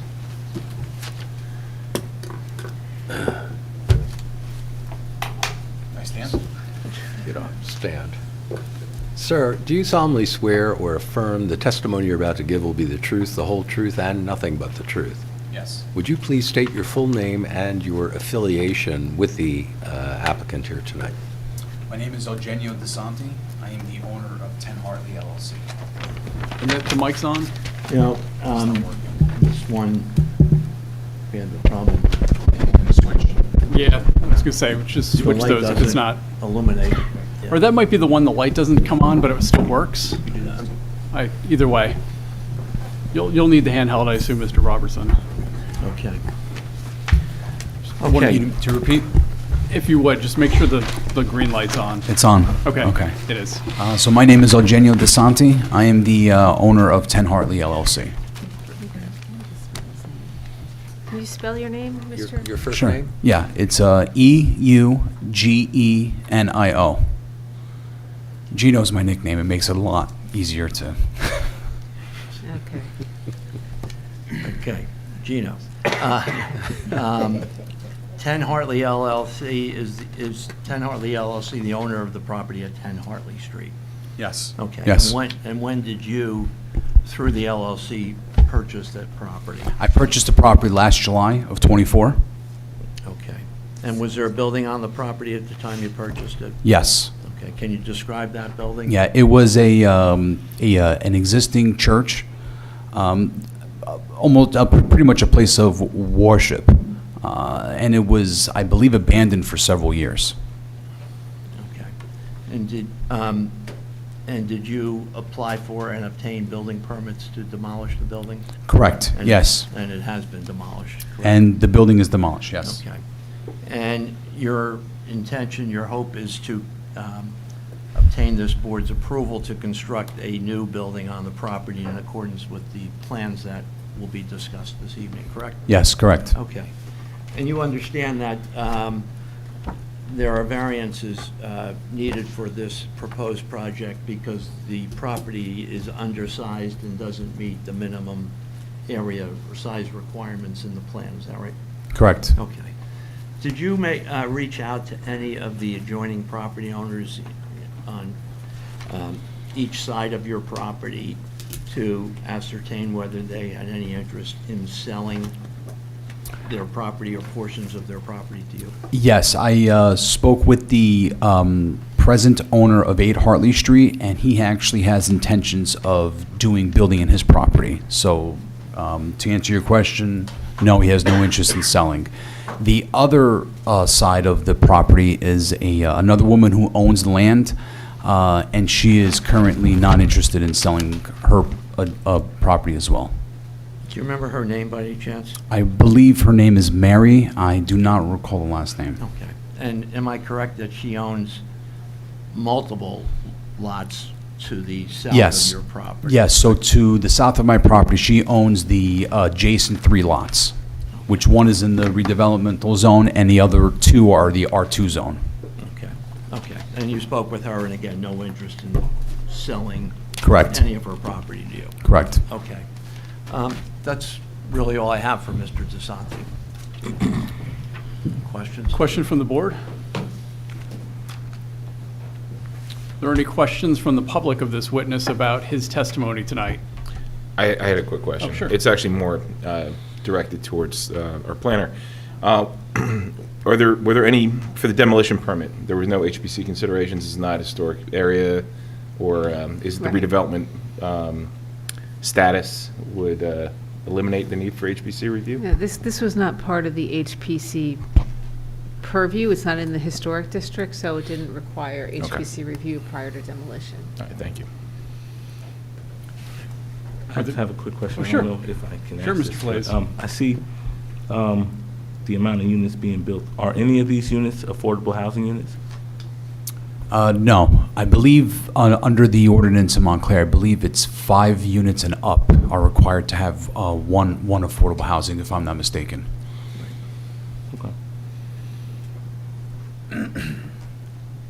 Were there any questions from the public for this witness? Oh, yeah, please step up to the lectern.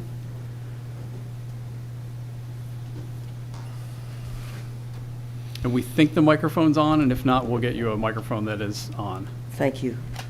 Bernadette Glover. Question, for whom was this built?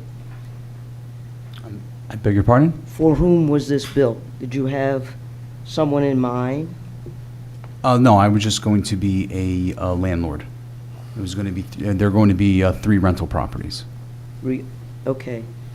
So on your plan,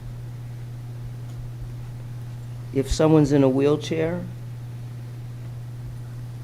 is this accessible on all floors equally? The accessibility, I believe certain criteria needs to be met when you go over a certain amount of units. I believe I fall under that. Okay. Something our architect might be better able to answer for you. Oh, I see. I was just curious. Mhm. I do know Hartley Street. I am familiar with the church that was there. And that is a very narrow street, a very narrow street. And in hearing this and reading this, I was wondering where children would play. I was wondering if there's an emergency, an ambulance has to come in for someone who needs an ambulance. I saw stairwells, but maybe I didn't read this correctly, but I wasn't clear on where places for elevators were. And so that concerns me deeply, very deeply. Those are my questions. Okay.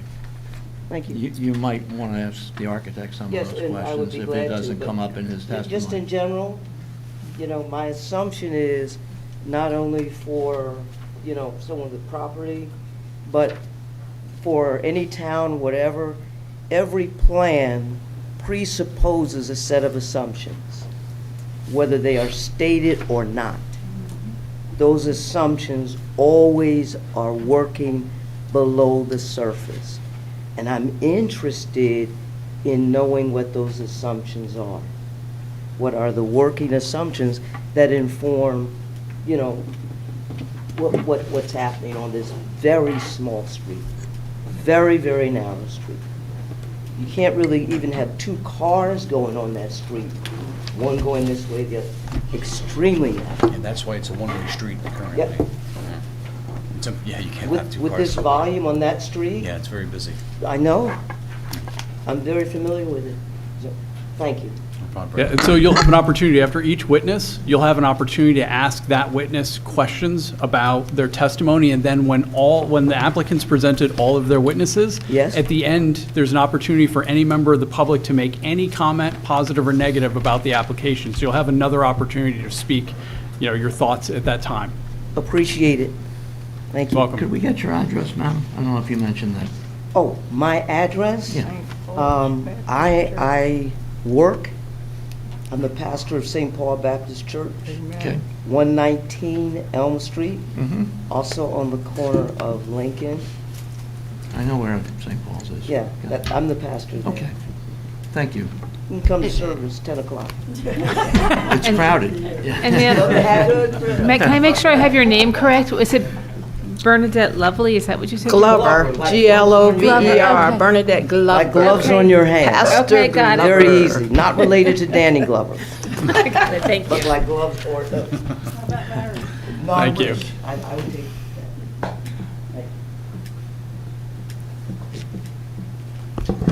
Hi, Sarah Avery. I live at 25 Irving Street, which is in the formerly Red Line District, D21. Now, I know one of the members of the planning board asked you a question as to whether or not there are going to be any affordable units, and you quoted him the statute.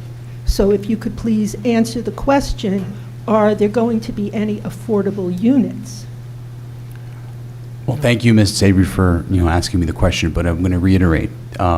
According to the town ordinance, Yeah. under 5 units, you are not required to have affordable Oh, housing. I understand what the requirement is, but it's I a yes or will- no it's question, an- it's- answer. it's There's not no. going to be any affordables.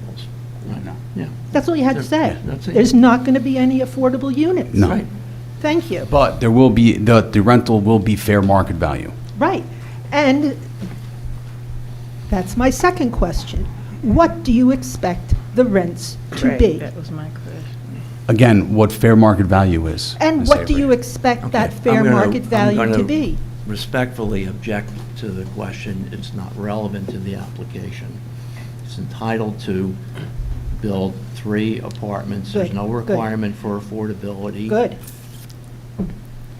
Got it. So, The issue that we have in Montclair is that there are two districts, D22 and D21, which are adjacent. This is about questions. Yeah. I just want to make sure this is a question for this witness, because as All I right, mentioned. I'll make those comments at the end. So I was going to say, there's a Sure. time for comments at the very end of the application, absolutely. Right, but, So this is for questions for this witness. yeah. How are you fitting, okay, here, I have a good question. What is the square footage of each one of those 3 two-bedroom apartments? That's a question better for the architect who's going to testify next.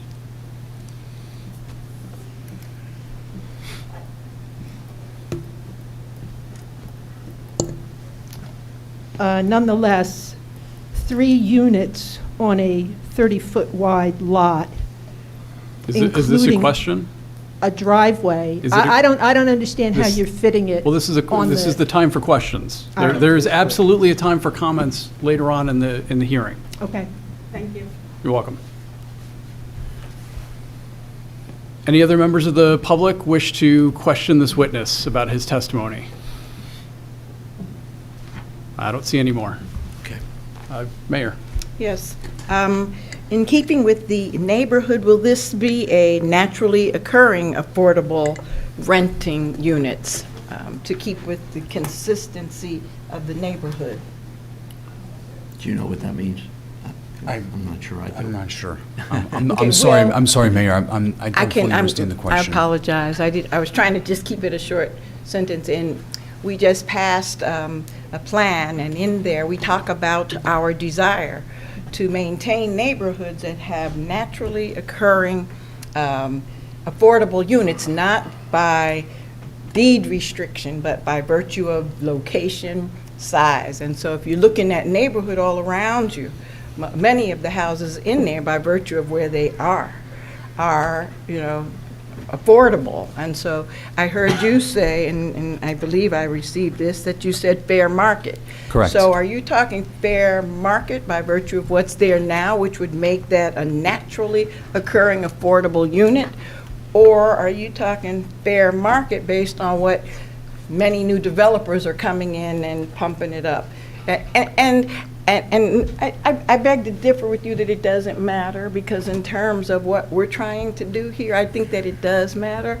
If you prefer not to answer it, no problem, but if you can answer that, I'd really like for you to try to answer it. Well, that's a good question, Mayor. My whole intention, even before purchasing the property, was to, what I really look at as a landlord, and to be transparent, is I try to see rental units within a certain zone, within, a 5-6 block radius, and see what those rents go for. And to me, that's what I consider fair market value.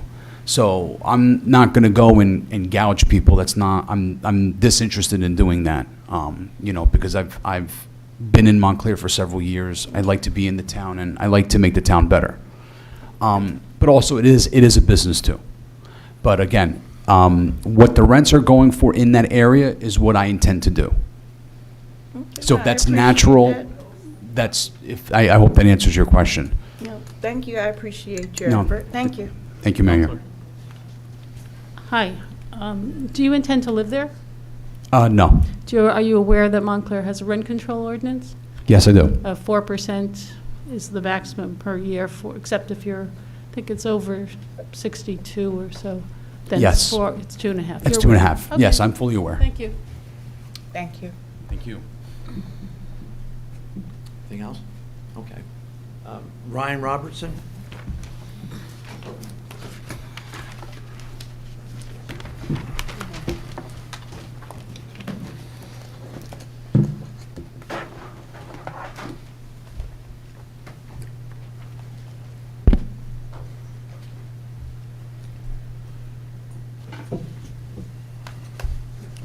Sir, is your license current? No.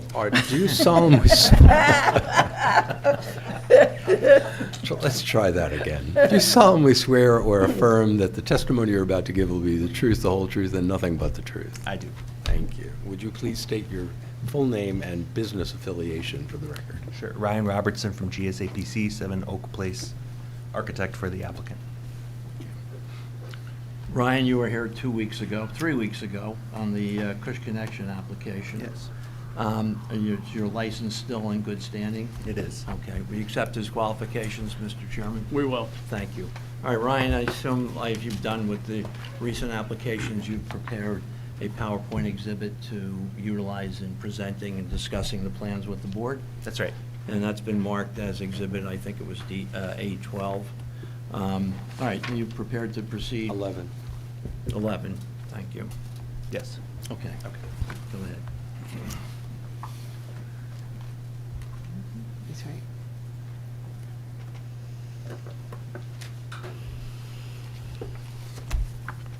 Testing.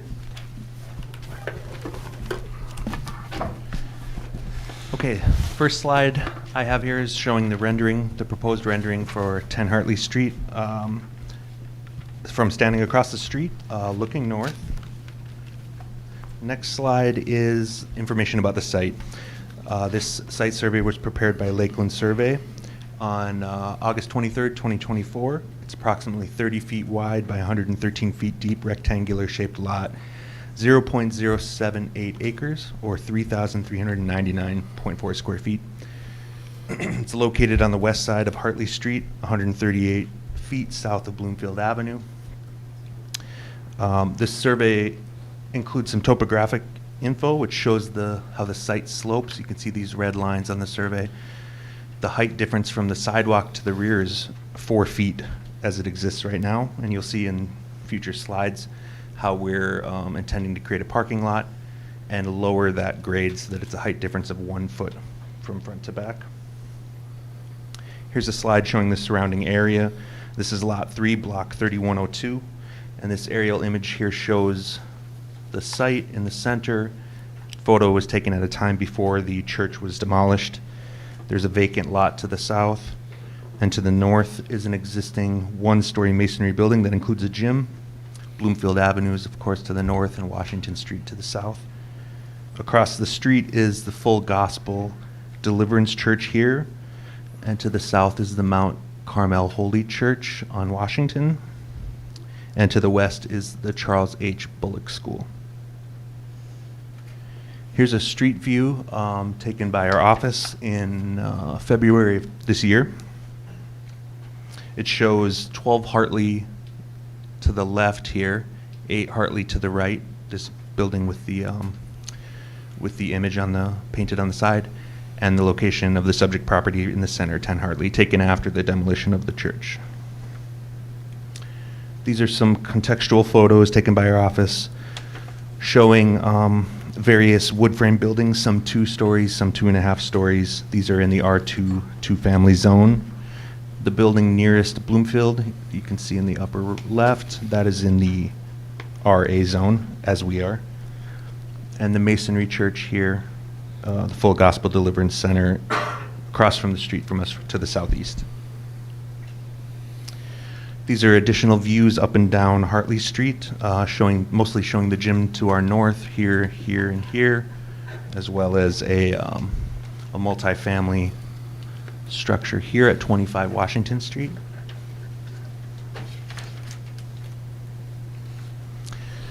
Our zone, we are in the RA zone. It's a redevelopment area, the Elm Street New and Mission area, Bloomfield Ave mixed use section. And as you will see in subsequent slides, and as Mr. Tremblak alluded to, we're in compliance with the following zoning regulations. As shown on here and calculated by our plans, 3.9 parking spaces are required, and we're providing 4, which is 3 physical spaces and credit for 1 EV charger. 6 stories are allowed on this site, but we're proposing 4. 67 feet height is allowed, but we're proposing 48.5 feet. And a density of 4 dwelling units is allowed, but we're proposing 3. And we comply with the front, rear, and side setbacks. Next slide is showing the proposal. So the applicant's goal is to create, as he testified, to create a new multifamily building of 3 dwelling units.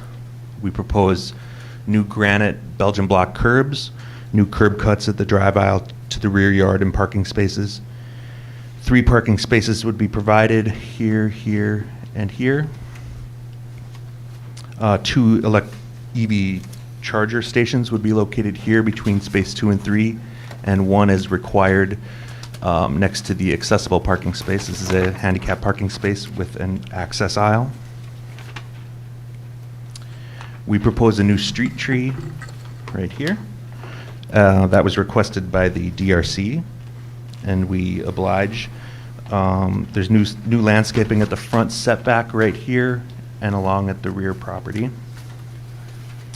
And as Mr. Trembulac mentioned, there's a Petrie turning radius diagram in your packet that you can take a look at and see how the parking works. Where does the building stop on this figure? On this figure, kind of hard to see because we're looking at the first floor. So this is a garage door that you'll see. This, and then it steps out to the front. It goes to the lot lines to the north and south. Back here, it stops right here at this trash enclosure, but there's an overhang. Okay. That'll be more clear when we see the second floor plan. This But is not just- a great image to see the footprint. If you could show us approximate, what parking is covered by the building? I guess would be another way to put this. Sure. So this is the parking space, and the dash is not showing up. Is that from- the accessible parking space? Yes. Okay. Let me see if I can see the PDF instead to see the dash. You can see it in the handout. Can you see? Yeah, it's not showing up on my screen there, but I have. What page are you on? 8? Is that 8? Yeah, I mean, there's a line that I can see on page 8 that seems to go across, let's say it leaves maybe about a quarter of the accessible space uncovered. I don't know if that's the correct see right line. there. That's a drain. That's a drain, though. Not the trench drain. There's another fainter line that goes across. And maybe it's just measurement lines. Seven? Oh.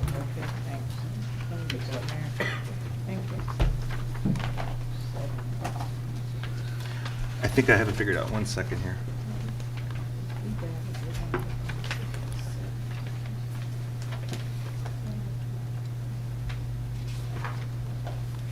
Okay, Mr. Chairman, this is the way to see it.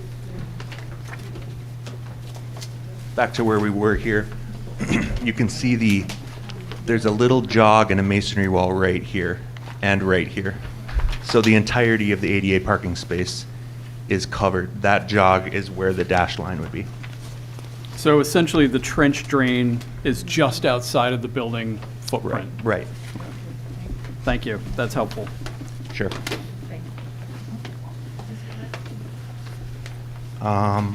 The last thing to mention, I think we're on a different slide. The last thing to mention on this slide is a designated loading area, which was at the request of the DRC. It was already a no parking area in front of the previous existing church. It's still marked as a no parking area today, is that correct? That's correct, yes. Sorry, can you repeat that last statement, Ryan? Yeah, sure. So there's currently 2 no parking signs where the church was on either side. It says no parking between these signs. Yeah. And at the DRC meeting, it was requested that we reserve this as a loading area just to not have that be a parking area, preserve that. And the applicant has no objection to that, so we're showing that here. Got it, thank you. And where is that, Mr. Robertson? Where is those our 2 spots, those 2 parking spots? those 2 signs I mentioned? I wonder if they show up in. You mean the no parking signs? Yeah, here's one. One you can see right here at 12 Hartley. The other one may be off screen. It might be right where this car is. Yeah. At the rear of the gym? Yes, yeah. And so it says not to park right here. Our no parking zone would be, since we're preserving this as a driveway, it's really kind of from the curb cut to roughly that same area. So, that Mr. would- Robertson, just a question for you. I Yes. kind of missed the beginning of that. Sure. So you have the curb cut for the driveway, and then you have a spot to the right of it, that would be the loading zone, and there's already signs there. So Yes. no change needs to be made, and that's a a full-size spot for the loading zone that would accommodate a UPS truck or an Amazon truck or whatever? Yeah, for the whole neighborhood. Okay, thank you. Just to be clear, Counselor, it's not currently designated as a loading zone, it's just a no parking area. Yeah, I But- get that. Yeah. Does it need to be designated as a loading zone? So that the trucks could park there, yeah. It can't just be no parking as it is already? Or Then the trucks couldn't park there. there's, nobody can, not even delivery Right. trucks? Oh, okay. And, Mr. Chairman, if I may, should this proposal be approved, that would require approval from the mayor and council to designate that as a loading zone. That'd be an ordinance, by ordinance. correct. Yes, so. Yes. And then there'd be a change to the signage as well, right? The Correct. two existing signs wouldn't stay, there'd be a new sign that says Correct. loading zone. And then to the north, there's the no parking, that no parking sign that we just, behind the gym, I think is what we call it. Yeah. One more question. And maybe this is for you, I don't know. I feel like there's so much sign pollution in town. Do you have to have a sign, or can you just paint, orange and load, and on the side, on the street, put loading zone or something? The painting on the street can be in addition to the I'm trying to get signs, rid of the signs. But the signs are required. Okay. Yeah. Is it, if there's a loading zone there for the Amazon truck, wide enough, excuse me, thank you. Is the street wide enough for cars to still go by? It's a very narrow street. Yes. How wide is that? Let me look at the survey. It's a 40-foot right-of-way. Is there parking on both sides of the street? I believe so, yes. Really? Oh, even though it's a one-way, but parking on both sides? Is it 40 feet? It doesn't look that way. It's 40 feet right away, that's the cartway, the surface of the road. I mean, I don't And- think that street is 40 feet. If this is more of an engineering question, I know you have an engineer coming up. Sure. I'd be surprised if it's 40 feet.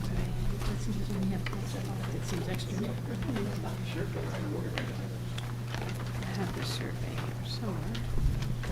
Mr. Chairman, 40-foot is from the property line to the other property line, so that's inclusive of our sidewalk. Okay, So so the street itself, do you know what the cartway is, which I think is we the don't term know. for the street itself? we don't know if We would that... need to know that. Well, if it's 40 feet between property lines, and you've got, what, a 4-foot It's- sidewalk? Sure. Mr. Chairman? Mr. Hernandez. Scaling off the engineering drawings that were provided, it's approximately 24 feet curb to curb. Thank you. So the full right-of-way inclusive of the sidewalks is 40 feet. The actual drivable area, curb to curb, is about 24 feet. Yeah. Okay. And the street is one way. Yeah. And there's parking on both sides, did you say? Yes, yes. Yes. And so where are we going to put this parking spot for the Amazon truck, whatever that's going to park there? I don't see that. It's a very narrow street, and I really can't see how that's going to work. Okay, I'll proceed. Until the next question comes up, yes.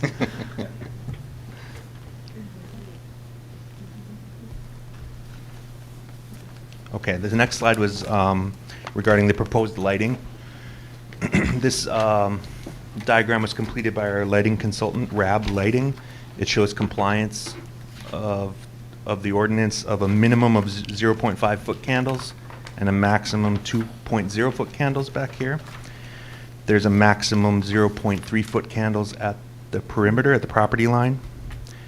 We propose a 15-foot high light pole here, and here's the fixture itself, and a wall-mounted fixture right here. And again, Mr. Chairman, that gives you a clue of where the dashed line is. That's mounted to our building above, and that's this fixture in the middle, the slim fixture.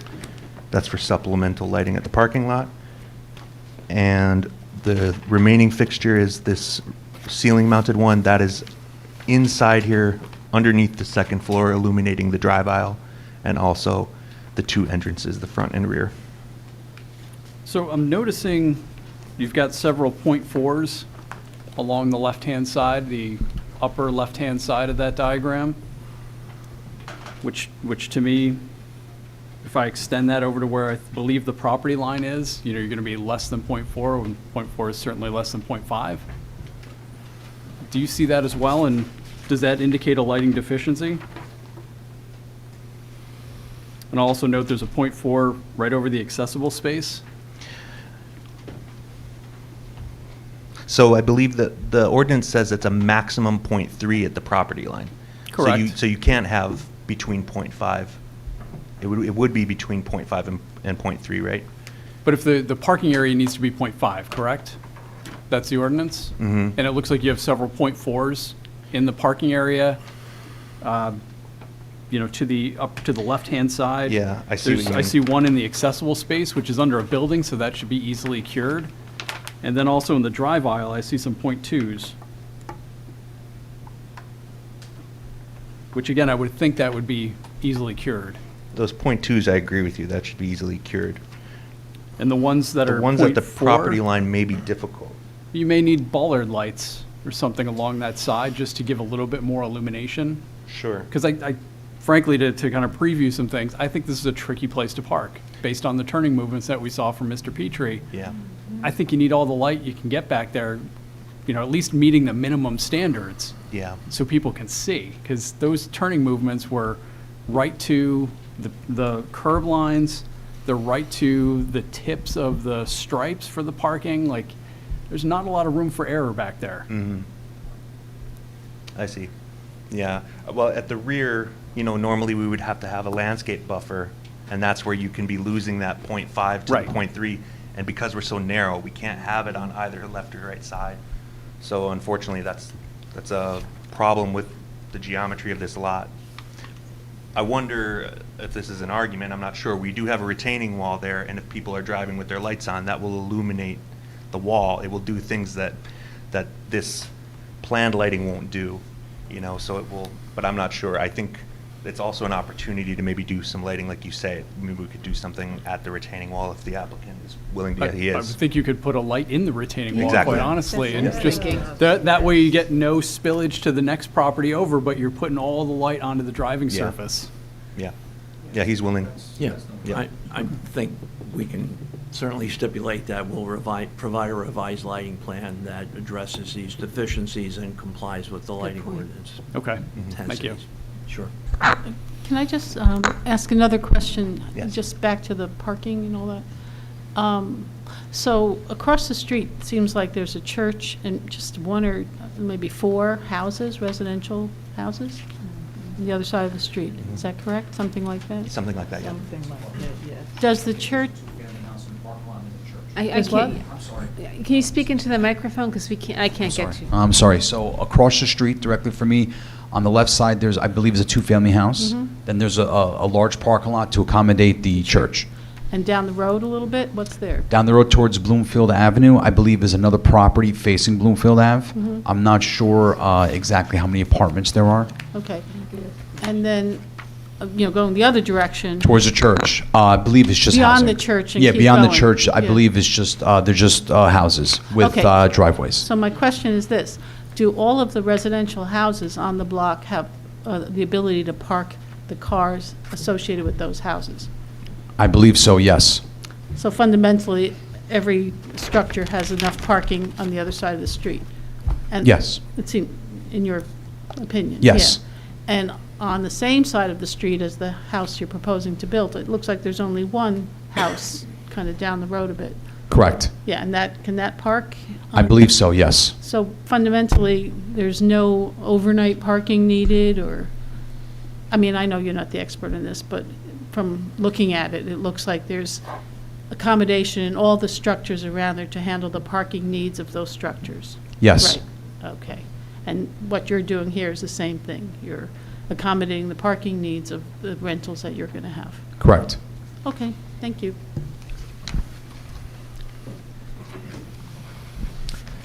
Next slide is regarding landscaping. This is the landscape plan.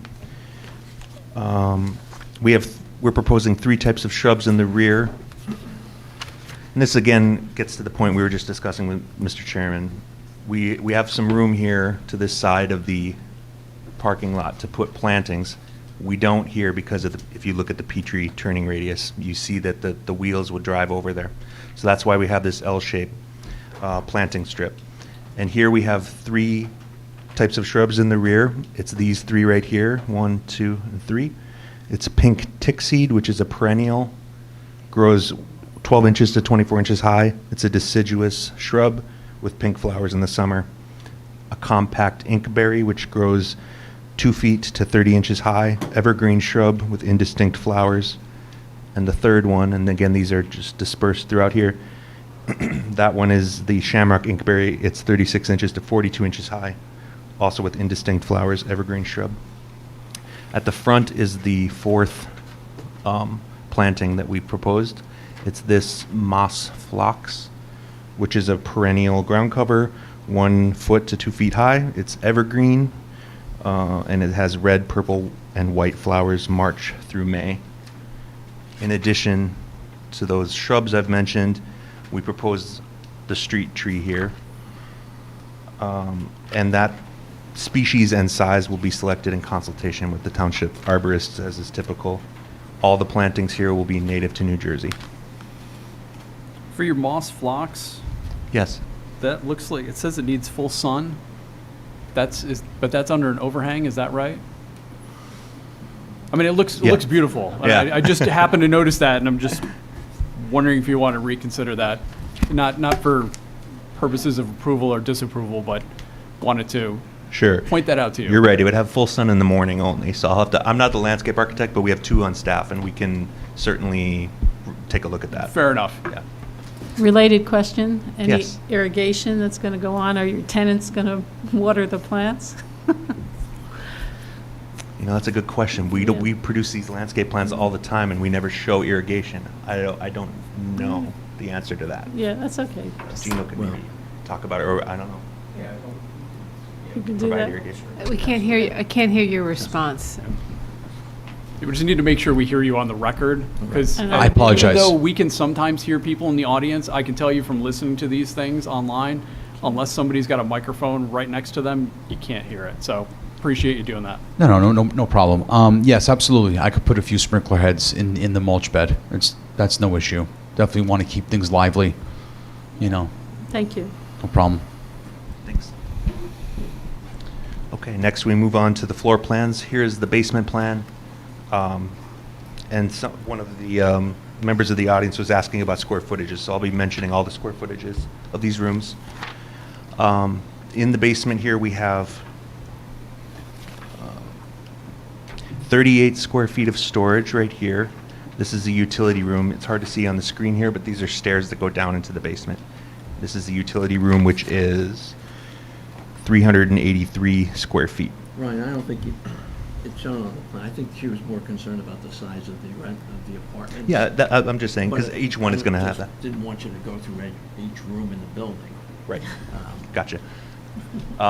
This is an unexcavated area. This is unexcavated, so that will be soil fill, because that's the drive aisle above, and that's the parking area above. On the first and second floor plan. I'm sorry. Yes. Can you go back to the previous? Yes. It shows in the upper left-hand corner, it shows basement floor level utility 383 square feet. What does that refer to? That's this L-shaped room here. That's the utility room where there's a furnace, hot water heaters. We must have broke out the chart here. So that's 383 square feet is just this chunk. And then there's a storage area that's 38 square feet. And the S is where, I'm sorry? S is this area, common storage. Common storage is the S. Yes. Great. Mr. Hernandez. Yeah. Given that we're discussing the basement utility room, do you have? I don't see the meters. Do you have an idea where the meters will be located on the building? I think we would propose the meters to be in the basement.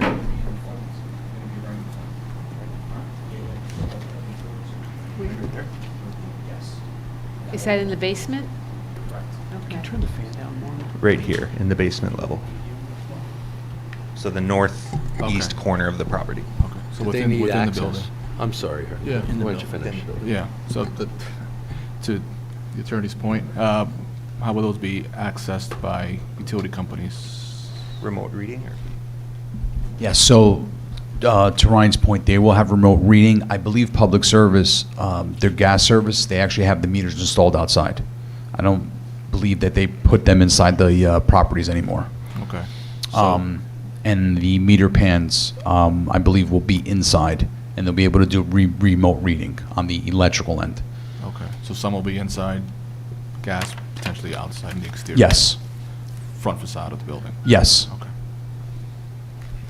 So are you having electric stoves and stuff, or is that going to be gas? The plan is to do gas. Yeah, I mean, because there is a push now towards having electric appliances rather than gas. Yeah, I mean, I don't know. we could, yeah, well, I mean, we could do either or, but I'm Italian, so, we definitely like cooking with gas. And you're also not an electrician, you're a plumber in HVAC.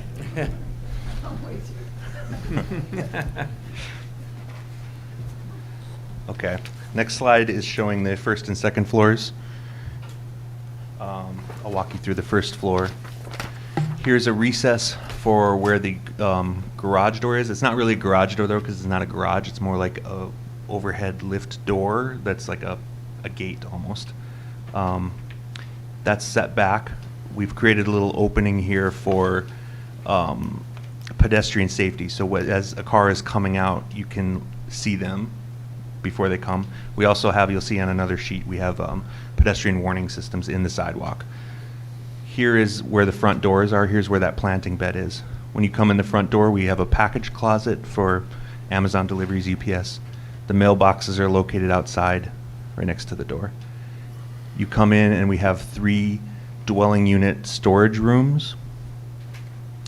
You could go down the hall and go out the rear exit door here. And there is a refuse room. Beyond the refuse room, we have some wall-mounted condensing units. We have some bollards, and we have that EV charging station. Again, here's the handicap parking space. Here's the handicap drive aisle. Back out at the front, here's the common stairs to go up to the first floor. Each tenant, speaking of the refuse room, each tenant will be required, we're showing 3 trash bins and 1 shared recycling bin. Each tenant will be required to take out the bins on Tuesdays and Fridays for trash pickup. Here on the second floor, the entire second floor is 1 dwelling unit. We'll call it Unit 1. It's a 2-bedroom plus a study. It's 1,568 square feet. Here's the shared common stairway shaded in green, and this shaded green area is a terrace looking south. And you've got a kitchen living room, the study right here, the 2 bedrooms, and their baths. Mr. Robertson? Yes, sir. The garage door gate. Yeah. What is it? I thought I It's- saw glass. Yeah, somewhere. it's frosted glass. I'll show forward to the, here it is right here. So this is all brick opening with a steel lintel, and this is like a glass garage door, but it isn't housing a garage, so we're not calling it a garage door. And it's frosted glass for privacy, but it'll be on a sensor, and so will be the pedestrian warning systems. So when people come out, this garage door will open. And this is how you get back to the rear parking. No, I get that. Okay. But when you talk glass, I assume it's not shatterproof or anything like that. Oh yeah, it would be tempered. It would be like what's in your garage, what's in a glass garage. They make glass garage doors. The entirety of the Oh, door? no, it would be an aluminum frame with glass panels. I don't know if you could see that on the drawing there. Can't really see that. Yeah. But the entirety of the door is composed of those glass panels. Inside of a metal frame, yeah. Yes. Yes. The frame on the outside, and then you've got panels. And frames in between the grid. Separate, like a window. Yes. A regular All right. size window. The last page of his, I think you can see it clearly. So, page 24. Yeah, you can see it illuminated from the inside as a car is coming out. So if a car hits that, it's not going to shatter. It would be tempered. Yeah. So it wouldn't shard up. I was gonna say, what does that mean exactly? What does tempered glass mean? Yes. It means if you have glass that isn't tempered and you punch it, it will create shards. You'll cut your arm, certainly. If it's tempered glass, like it's required in any bathroom, in any bottom of a stairwell, certain wet areas, it's like your car. You hit it with a hammer and it'll all stay together, but it'll crystallize into little bits, and that's tempered glass. So it can't hurt you. You know, I suppose it could if you hit it hard enough, but it's safety glass. Okay. Yes, sir. Quick question. The zone, does it really have 0 side yards, 0 feet? So, you know, when there's 0 feet, you usually don't put anything on the side of the building because your next door neighbor could build 0 feet too. So Yeah. you have a terrace there that could just get walled right in, right? Yep. Yeah. I'll show you we're getting to the elevations, but I had the same question. yeah, you're right. When we get here, maybe I'll save that then. We'll talk about the materiality and what we're doing, how we're treating that. Okay. But we'll see it on this slide here, your question. Is it okay if I put that? Okay. I'll go back to the floor plans and then we'll get there. We did the second floor plan. So here is the third and fourth floor plan. These units are separated front to back so that they are 2-story units. So here's the third floor, unit number 2 on the third floor, and then you can go up to the fourth floor. This is unit 2. Unit 2 is the same back here. They have their own internal stairs. Here's the internal stair for unit 2 that takes you up to here. Here's the internal stair for unit 3 that takes you up to here. Unit 2 is a 2-bedroom unit. It is 1,773 square feet, and unit 3 is a 2-bedroom and is 1,628 square feet. Speaking of terraces, again, we'll see this on the elevations. The unit 2 only has 1 terrace facing north up on the upper floor. Unit 3 has a similar sized terrace facing south on the upper floor, but also has a north facing one that's a little bit larger. I just have a question for you. Yes. Sorry. Odds. I'll go first. Yes. I forgot my question. When you're doing square footage, do you include bathrooms in part of the square footage? Yes, these numbers would include the They do? bathrooms. Yeah. Okay, thanks. Yep.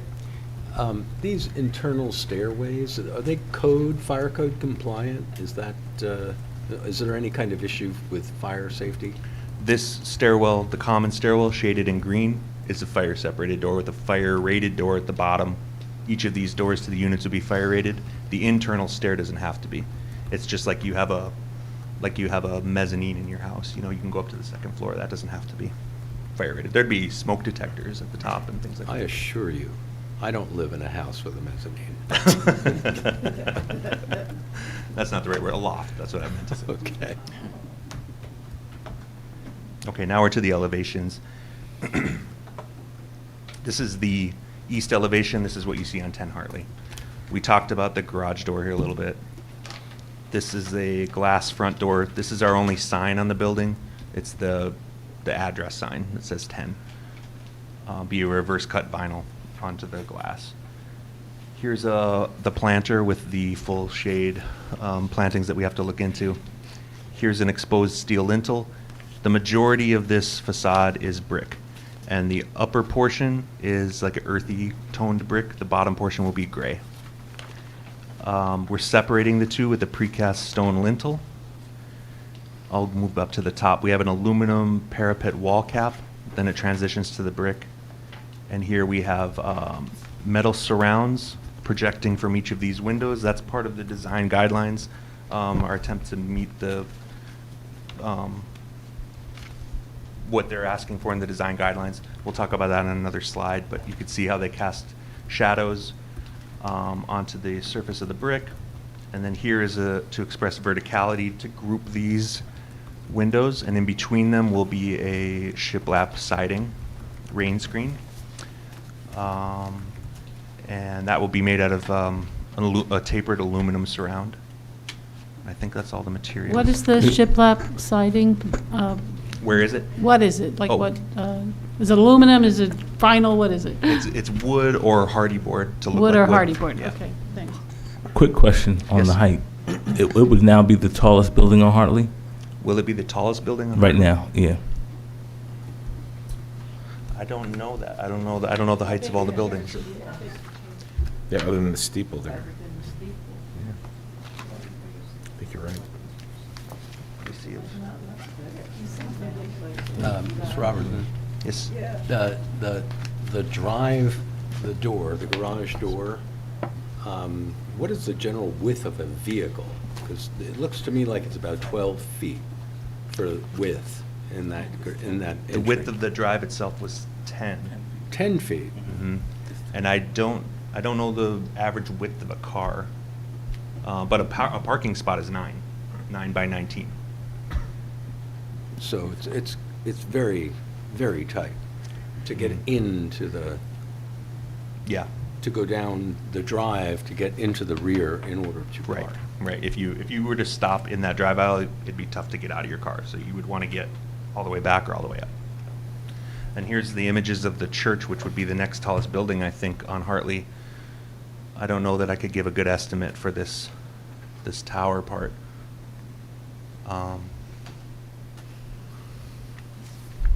But we're 4 stories, and I would guess that's 3, so I would guess that we're taller than this. But that's just a guess. And what is the zone for? What is our How many zone? stories is this property zoned for? 6. 6. 67 feet tall, 6. And we're doing 4 stories of 48 or something. I mentioned it in my testimony. I can't. I'm just, now that we're talking about heights, I'm circling back to it. Yeah. Okay. So it's, you're not building to the full height of what the zoning would allow? Correct. Okay. Yeah. And then while we're looking at the front elevation of this, Hmm? you know, one of the requirements for the redevelopment plan is an architectural style that reflects prevalent historic character. And I think the response was there's multiple styles along the street, no historic character. No prevalent historic character. That's not what it says. Oh. That's I think- what I wanted to dig into a little bit, is how did you come up with this facade? Sure. I think, well, this is a big group in our team that designed it, but I think we And determined. unfortunately, you're the only one here. I know. So I think we determined that there was no definite characteristic of like a certain style to follow. It was a hodgepodge of different things. And so we're not in a historic district. We don't have to design it to look Tudor or something. We could do something contemporary, and we chose contemporary. How does So- this match the neighborhood? Well, it matches the design guidelines, which is to say it should be stone, brick, and wood. We're doing that. And a lot of, I showed you images earlier of wood frame houses. Those aren't stone, brick, and wood, but the churches are. There's many churches in the area. And there's a masonry gym right next to us, but that doesn't look like a stone building, but. Yeah. Last slide.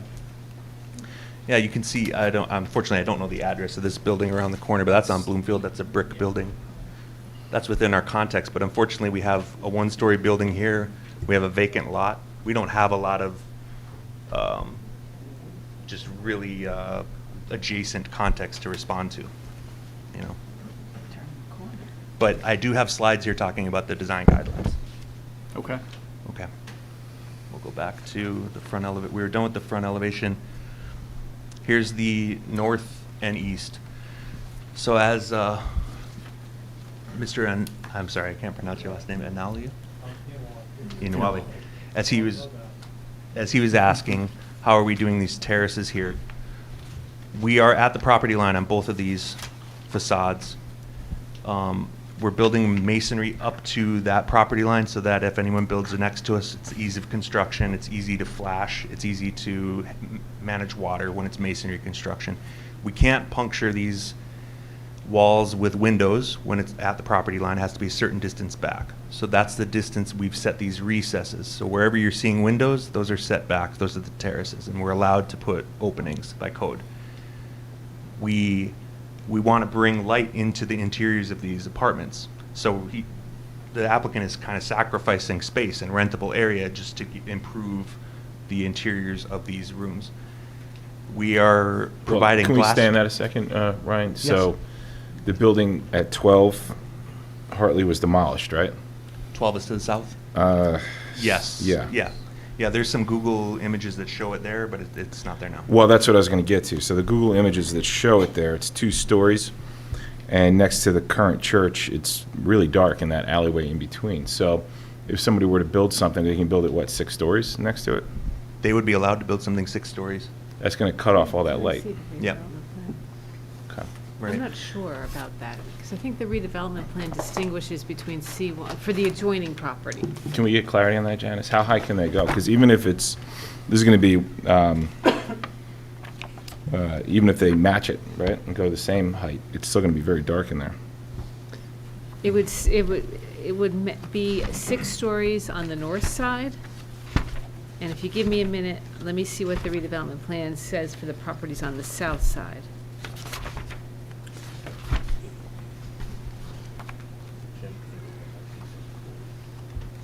Yeah, the gym can go up 6 also, right? So if they choose to do it, the other side is going to be blocked. Mhm. But it's the applicant's choice to do this, knowing that that can happen, and he's fully aware. This happened. No, I know. I just want to make sure we're fully informed of what could also happen. what could happen. Yeah. I mean, if a neighbor is building 4 stories and I'm permitted to build 6, I might decide to build 6, right? So I think we need to take that into consideration, what that would do to the light. Like you said, the recesses are to get more light in there, but And to provide amenity space. Very possible that could be cut off. Right. And it's to provide amenity space, and the enjoyment of that amenity space would be reduced if they built next to us, but Yes. an important, oh, sorry, Jen. So the lot, the redevelopment plan includes lots 3, let's see, 2, 3, and 4. So that, this is your lot 3. That's right. So yes, on both, the immediate adjacent properties on both sides. 6 Can go up stories. to 6 stories. Beyond that one property to the south, it's the R2 zone. Right. So that's. But on so either you're right. side of this building, you can go Could be 6 stories. 6 stories on either side. Okay. Yes. Okay. And that will absolutely cut off the light. You can see it in the Google Maps image. Yeah, but you know, if you think of like row houses, which is almost like this, they don't have windows on the side. That's They my have point. They windows don't on the have front. windows on the side to Right. bring it, like the statement was, they have these windows to bring in light. Yeah, for now. That could go away. It could go away, yeah. But Very doesn't that easily. function like a light well? Yeah. Could be. Does it? Yeah. I mean, I'm looking at this picture and it looks very dark. I look so. to the architect. Yeah. I know Yeah. how, when you have row houses, they'll put light wells between them. They're not great, but Some light, yeah. Yeah. Right. you get some light in there. Yeah, and we have three cutouts here. This rear one, this is the rear of the property. Mhm. This won't be affected. Even if they built all the way up to it, this will get evening sun in back here. This Well, one, not if they go 6 stories. Yeah, it would, because you'd be coming off this side. Okay. You know what I mean? These 3 would be cut off from all directions except above, but not this one. And that's where we have the most windows, I would say. And what are the rooms that are adjacent? What are rooms that are adjacent to those Sure. terraces? On the They're first they're floor. not really a terrace. On the first floor, we have a study. We have the galley kitchen can look out into the terrace, and then there's a French door from the living room to the terrace. That's all on the the second floor. On the third floor, we have a living room with a French door and glass, but it's a living room with glass on lots of sides. This window back here will spill into the living room. We have 3 sides of light spilling into this living room. On the 4th floor, we have a primary bedroom. But again, if someone built 6 stories, they could only build right to here. They can't fill this area. So we'd still get light. We'd still get to enjoy partially the terrace. And then this one looks like it's also a primary bedroom on the 4th floor. But then the primary bedroom also gets light from the front of the building, right? Yes. Yeah, okay. I think I know the answer, but if it rains on those terraces, they don't drain off, right? You're capturing all the water that goes on the terraces, it won't Yeah, spill? Okay. there'll be either pavers or decking planks on pedestals, and there'll be integrated drainage. We'll go into the grading. We'll tie into the stormwater system. So So what's the building going to look like from Bloomfield Avenue?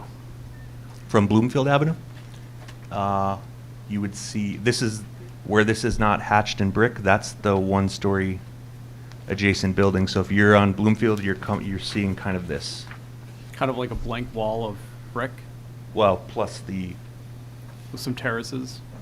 this, you're seeing this at an angle as well. Yeah. You know, you're getting a view So from Bloomfield. I see a little bit on the side, but then I see a lot, it seems like a lot of brick on the north elevation. Yeah. Is there Right. something, I mean, is there something that can be done to that to this side? Yeah, to liven it up just a little bit. I mean, because I'm looking at Google Maps and, you know, the building that's near the corner, it's got a lot of brick too, but there's a mural on it, at least according to December 2024's image of Google. There's a mural on it. You know, there's a fire escape and some piping, like there's the windows, like there's kind of a little bit of interest. Yeah, we can't put windows at the property line. I know. We can't put a fire escape. I understand that, but Yeah. I mean, is there something, you know, like paint windows on or something that just looks a little bit, not like a full wall of brick?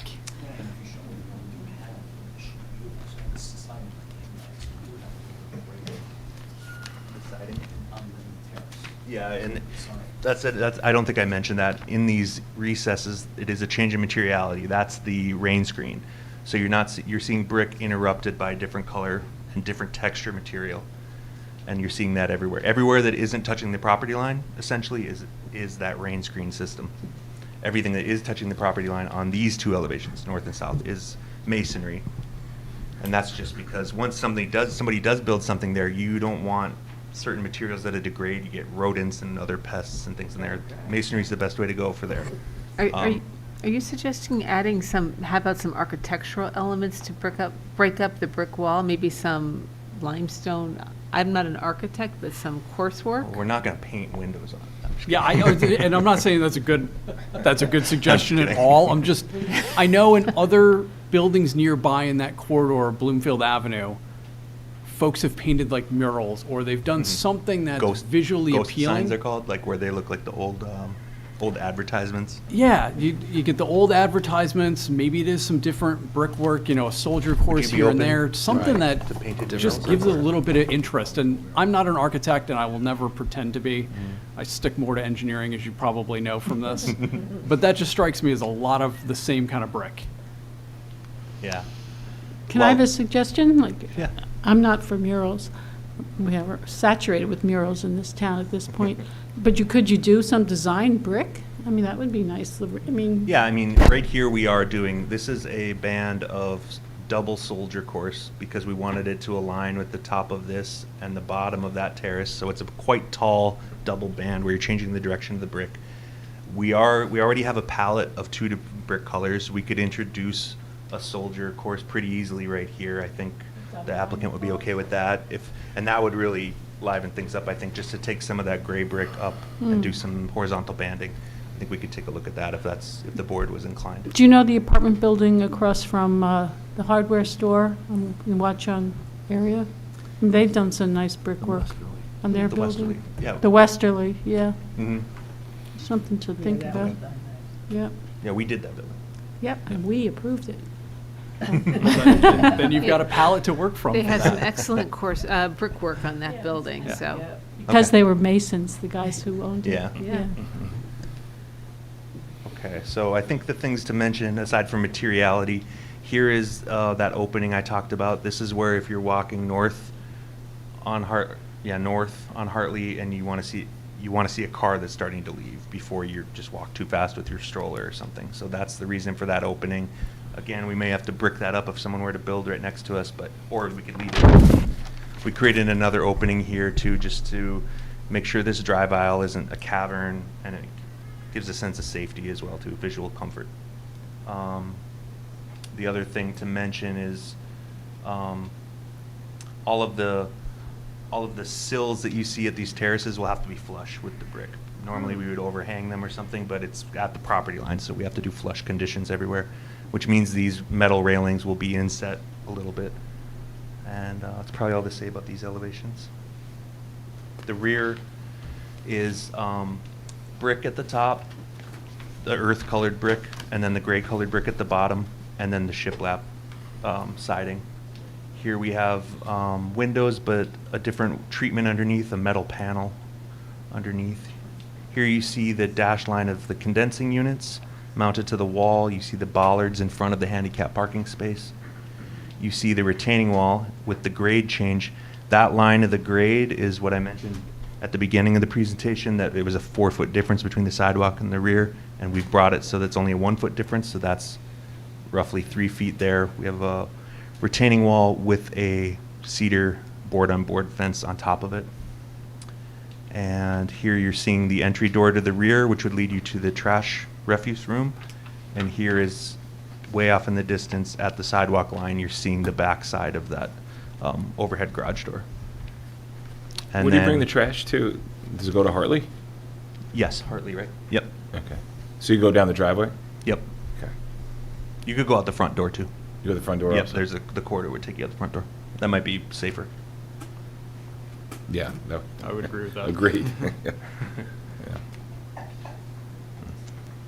Okay. Brian, before you go into the design guidelines. Yes.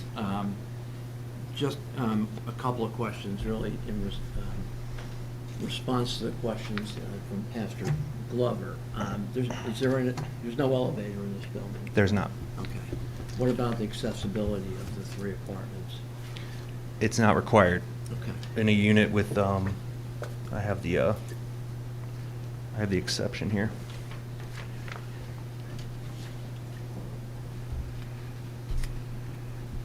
The International Building Code, Chapter 1103.3.2 stipulates when you're required to have an elevator and when you're required to have accessible units. And the following residential buildings are not required to comply with this chapter. It's buildings of Group R2, which we are, with 1, 2, or 3 dwelling units. So that's saying anytime you go over 4 dwelling units, you need to provide accessibility to the units. And we don't. We do have to provide a handicap parking space, though, because that's federal regulation. But the IBC doesn't require us to have an elevator or have accessible units. Was there more? That was Okay. it. Yeah, you can go on. Thank you. Okay. The design guidelines, I got a couple slides here showing our compliance with that. Here, it's broken up into kind of chapters. The first one was talking about building height and scale, and you can see here we're trying to interpret the base, middle, and top per the design guidelines. We're also creating discernible window bay groupings on the front facade. The next slide is And this about. that's for all the facades, right? That's the design guidelines say divide facades? I believe it's just the Just the frontage? front, but I'm not 100% sure. I can look.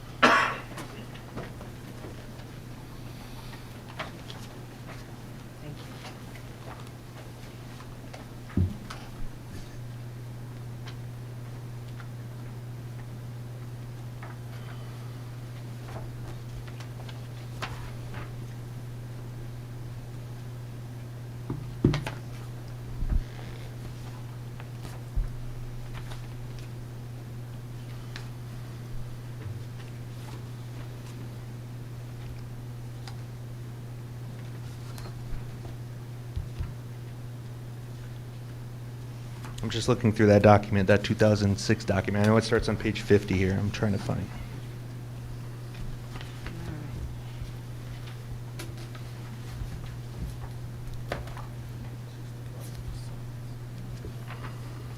There we go.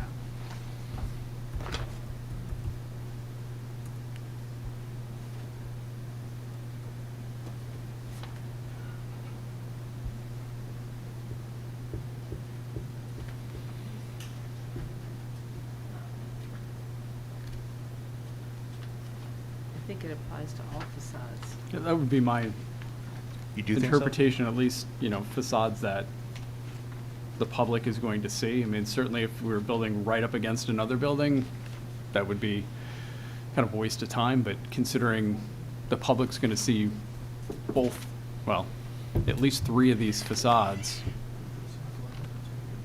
Well, certainly the things like landscaping and screening, that's a whole section, that's not about the front, but my recollection when we were designing this was that we only had to apply some of that stuff to the front because it talks about storefront and the glazing percentages, and I got to see if that's on the frontage. I think practically, it doesn't say, it just says, I think practically speaking, it should apply to the whole, to the buildings that are, where it's visible. Right. Okay. Because it doesn't change the front facade versus the rear facade, I think. Yeah, I think we're still doing the same vertical groupings. Yeah. One thing we're not doing is emphasizing verticality like we are in the front. We're not really emphasizing that in the back. But my understanding was it was for the frontage. And if the board determined we needed to somehow emphasize verticality in the back, I mean, I think it already emphasizes verticality. It's a narrow site. It's a narrow lot, so.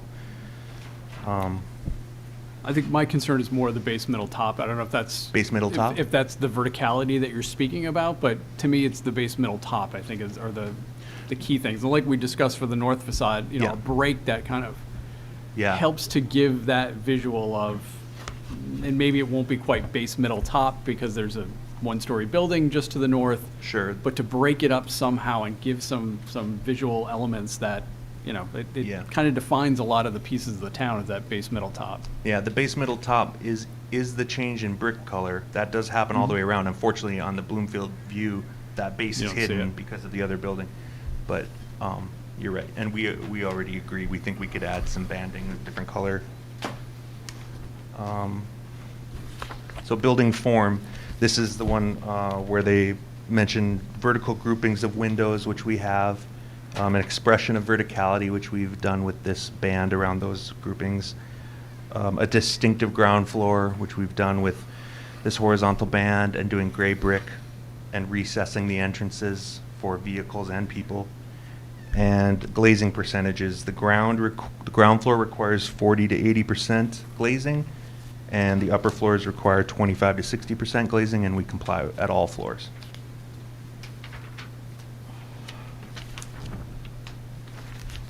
Next one is about building materials. Here we are using brick to fulfill the requirement to meet human scale building materials. Wood, brick, and stone are encouraged, as I testified earlier, and that's what we've utilized. And complementary materials and colors we believe we have achieved. Next is the design guidelines on signage and lighting. Here we have entry lighting, which will also illuminate the plantings. And that will be illuminated by the recessed light. There is no signage. This is mostly talking about you have to restrict your facade lighting to just the building sign, which we don't have one. We just have the street number. And display and window lighting. We don't have displays. I think this is intended for a mixed use where you have a retail store and you're only doing that. We don't need to light the display glass. So I think we comply with the facade lighting restrictions. The other thing here, this should have maybe been on the previous slide, so I'll mention it. This is what the pedestrian warning light looks like that's embedded in the concrete. It's flush, and again, it'll be wired to sensors, and there's 2 of them. You can see them right here, these 2 red dots. So pedestrians traveling in either direction will see them light up when a car is approaching. So there are two lights embedded in the sidewalk? That's right. And not an oral sound? It's a pedestrian warning light. I know we have the spec. I don't know if it makes a sound. I don't know the answer to that. I think they do, but I don't know if this spec does. What's the board's preference? Yeah. We can change the spec.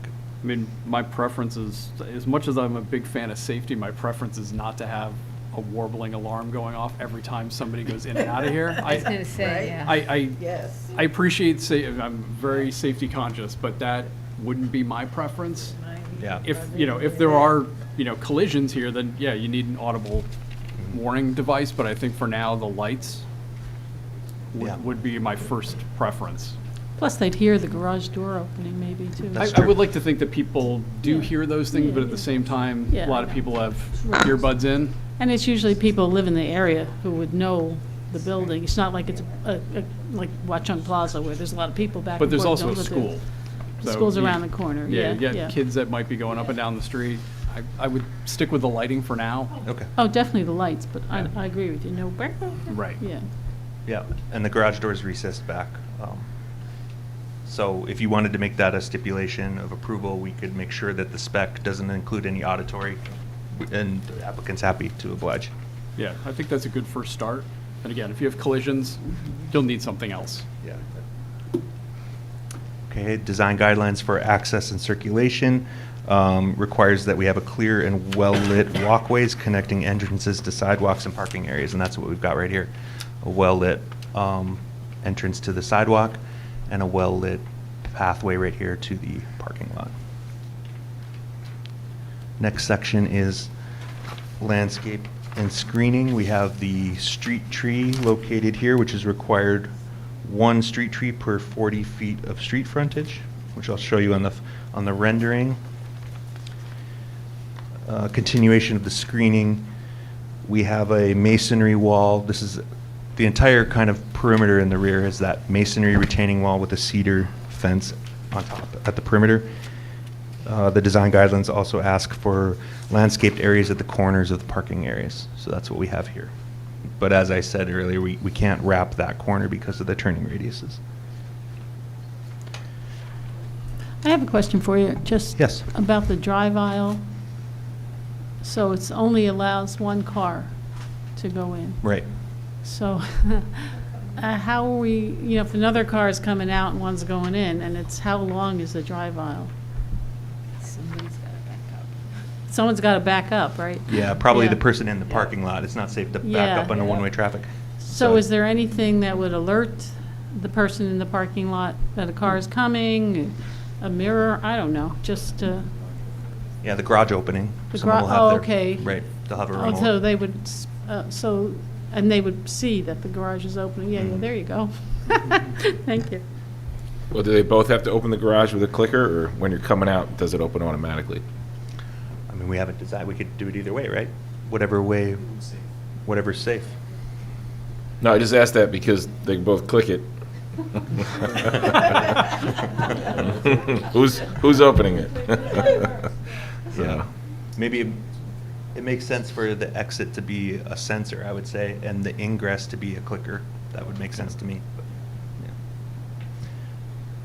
yeah. And that was the end there. So I'll end on the. The door is controlled by the residents. It's not controlled by sensors because there's a space between the sidewalk and the door. Mhm. And I thought maybe if there was a sensor that you pull up onto the curb, through the curb cut, and then there's a sensor that opens the door, but that's not the case. I think we were just saying that the sensor could be inside, behind the garage door, for people coming out, but not the other way around. People coming in have to use a clicker. Yeah.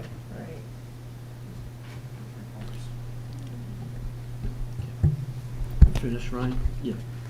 Chairman? Oh, sure, please.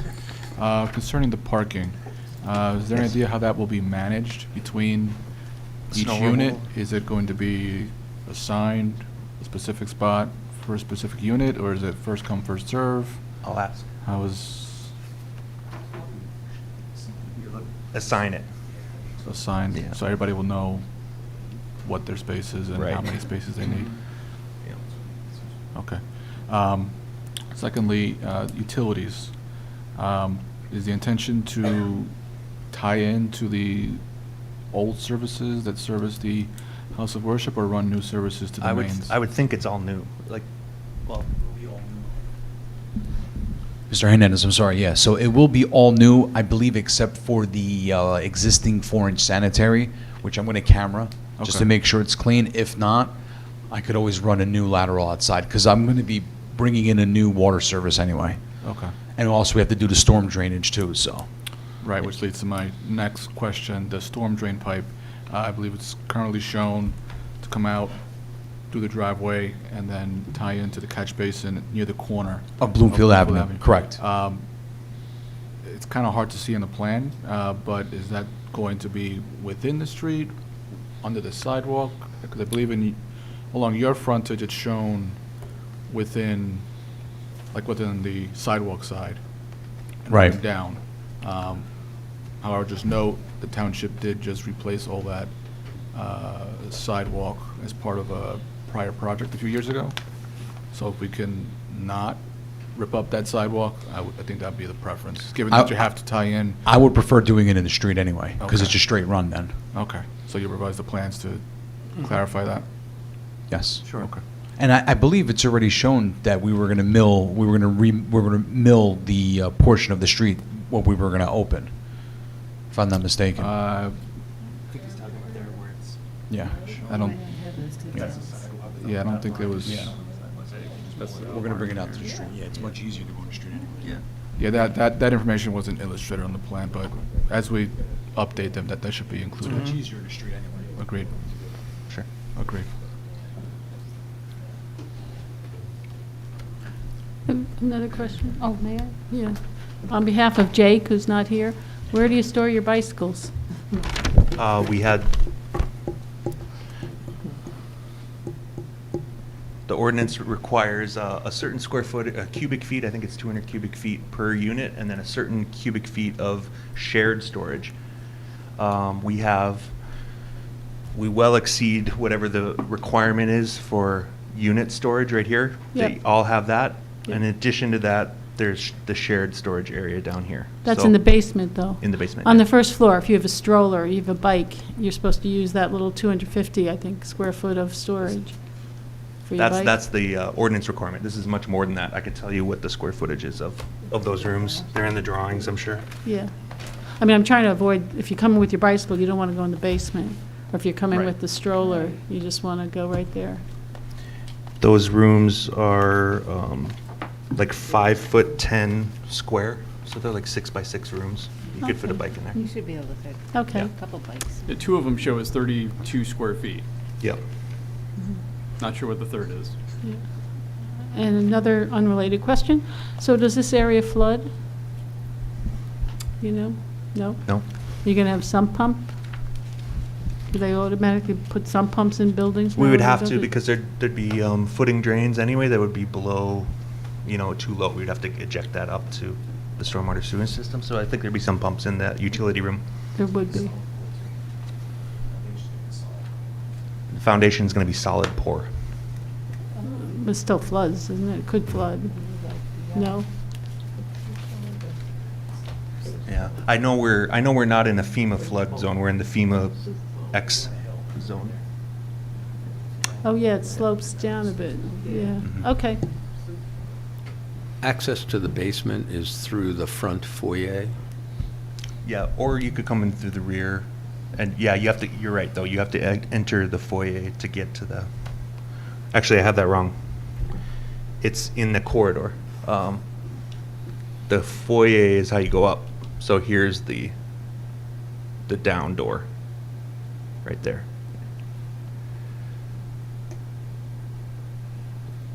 You see?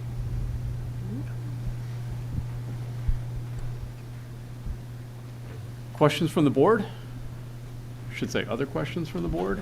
Just one more question about the balconies. If they are covered over, I know with window wells, I think the window's got to be 5 feet at least, and I think it's 5 feet back from the line.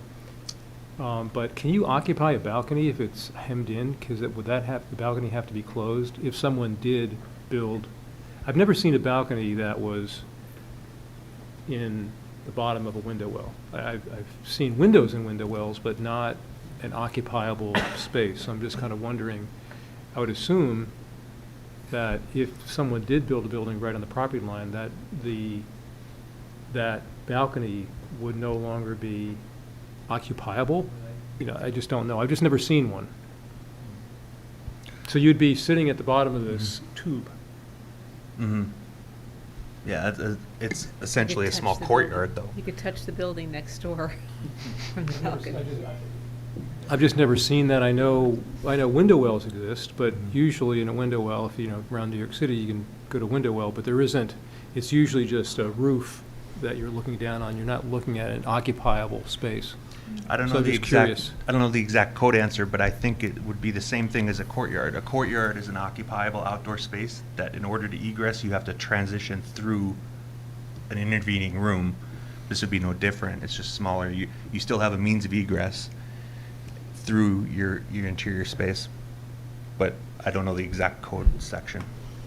I mean, would you be better off addressing it now and just expanding the inside space and not having that, whatever you call it, a balcony? I mean, I actually think those balconies are pretty useless. And the fact if you could have a closet or some more usable space, to me, is always the preferred way of doing things. But I understand the light issue. And, I mean, maybe you make the windows bigger or different on the front and the back to let more, I don't know. I mean, I'm changing your whole plan, but. Yeah. Well, But we have to address the, I mean, there's a really good possibility someone's going to want to build next to you on both sides. So what I think happens you said this then? before in Kinda another makes that application. den You didn't though. like a terrace. The den is really made, that light well makes that den right there. Because you have, I think that kind of small square room is the den in the middle Yes. there. Yeah. That makes that room. I think that if that were a block wall, you'd have a room with no windows. It'd look like it'd be a closet. It's a tough, right, Yeah. but it's the nature of what's the site is like. Right.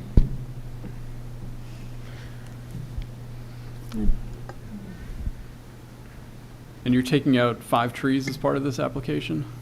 Yes. And you understand you have to follow the tree ordinance? Yes.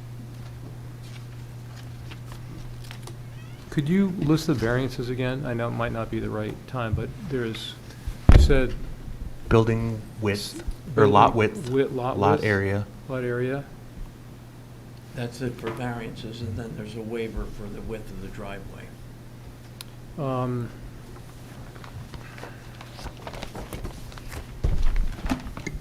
I thought I saw another no. Let me go, just give me 1 second.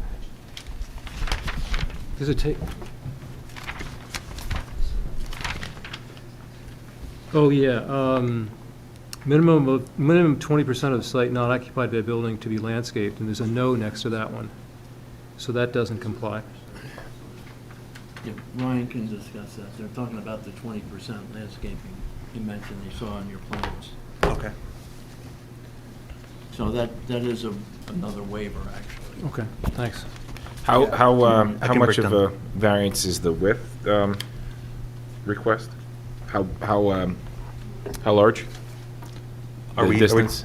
Are we talking about the The width, the lot width variance No, we're talking- Requirement is 80 and our lot is 30. is 30.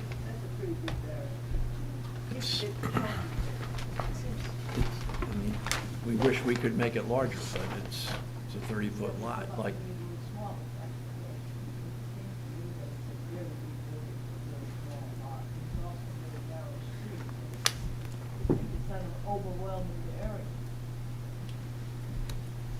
We'd like to think it's going to improve the area and hopefully spur further development on the block, would be our hope.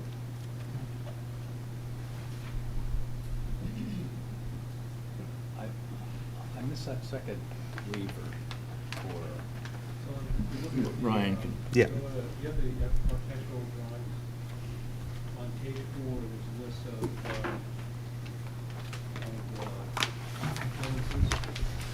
I also have it on the slideshow. Zoning chart?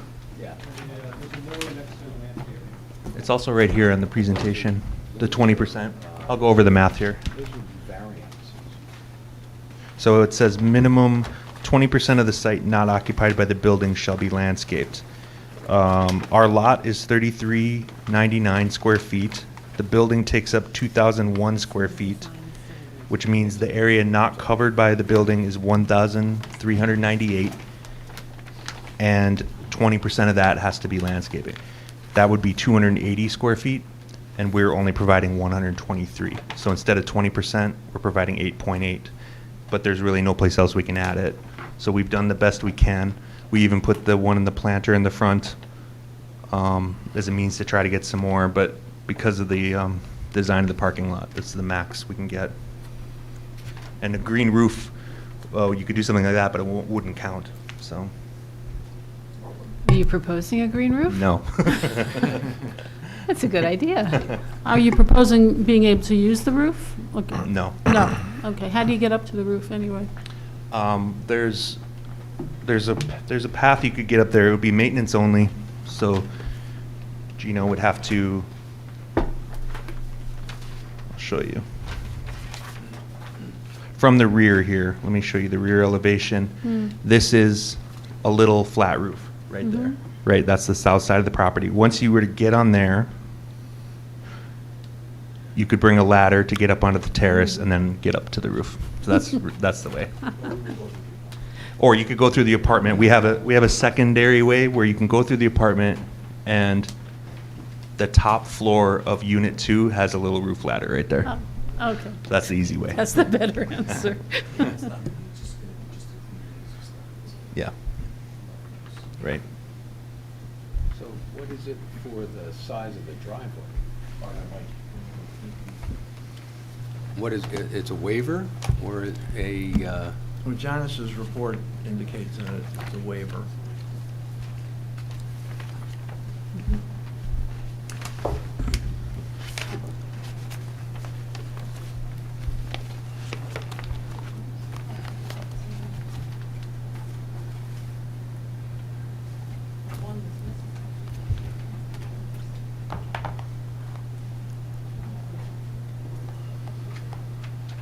Do you also need waivers for the drainage discharge points?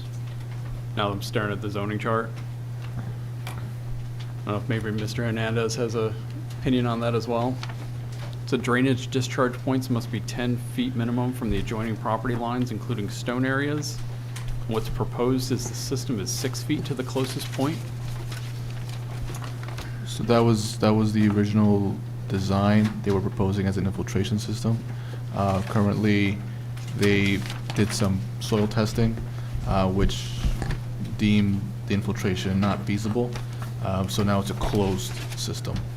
So that doesn't apply because that's discharge. I mean, the rule still applies, but they wouldn't need a waiver for that because they're essentially keeping the flow within the system and then discharging it into the municipal system in the street. So Okay. yeah, so they're complying with that. Do we require any sort of maintenance reports for those kind of systems? The property owner is required to file a deed restriction on the property for maintenance, as well as record maintenance as necessary. But there's no like annual inspection requirement, and they submit a report to us or the township? Not to the township. However, if there is ever to be deemed an issue where those are requested, the property owner would have to supply those to confirm that the system has been adequately maintained. Well, that's what I'm wondering, like, is there any, what's the kind of check and balance of making sure they are maintaining it so we're not getting a lot of, silt into our system, or making sure that the detention's actually doing what it's supposed to be doing on site versus, silting up and then just discharging everything and not holding? Yeah. Well, on our side, the township does inspect the catch basins in the street and the manholes. So Okay. if post-development, we notice that there's a significant amount of buildup of silt or sediment, that's when that would kind of trigger that look back to see. And you'll be able to trace it back to, Yeah. their property or whoever property Yeah. owner is causing that issue? Yeah, we would Okay. look that back up. Okay. Yeah. Mr. Vice Chair? You just really simply, since the water is going to get pumped out, what sort of storm does that protect against? How much water will that hold? And can the pump work fast enough to get rid of it? Like, what happens if there's like this, rain that would potentially overfill the detention basin? Where does the water go? Well, currently all the water would be discharging to the street. So no matter assuming how that- hard it rains, but you're catching the water from the roof and you're putting it in the Correct. right? Correct. And there's a direct connection from the basin. Suppose the basin fills up too fast, I mean, and the pump can't keep up, where it just spills over? Well, there's a pump in the basement. The system itself in the backyard is gravity fed. There's no Right. pump, it's not Yeah, pumping. So if it fills up real fast, is the pump that ejects it out to the street big enough to, I mean, I'm just trying to get, I'm not trying to get too technical, but there's really not too many places where water can go here. The entire site is built over, basically. So the way the system is designed, so there's the internal pump to capture groundwater within the basement area. That it will be connected to the basin underground in the Right. backyard. From that point, it's gravity fed. There's a chamber that has a 2.5-inch orifice opening. That'll be the main conduit to allow water to exit Oh, through I into the apologize. street. So you're not pumping out of the basement, it's No. gravity from the basin? Okay. Correct. And then above that 2.5-inch orifice, there's an overflow weir. So should the basin fill up to a point where it's at capacity, it will overflow the weir and allow for increased discharge. And I believe there's an 8-inch pipe currently being shown out to discharge to the street. So assuming the street itself has capacity to continue accepting flow, that basin should drain. Yes, it's 8-inch. Yeah. And then the non-landscaped area in the back, does that also flow into the basin? The That drive- entire, essentially the entire property is flowing The to the entire basement. property, Because you have the roof area that's being directly connected into the basin, and then you have a trench drain in the rear yard where everything is sloping to it. So essentially, the entire property will be captured by that basin and detained and then slowly discharged into the municipal system.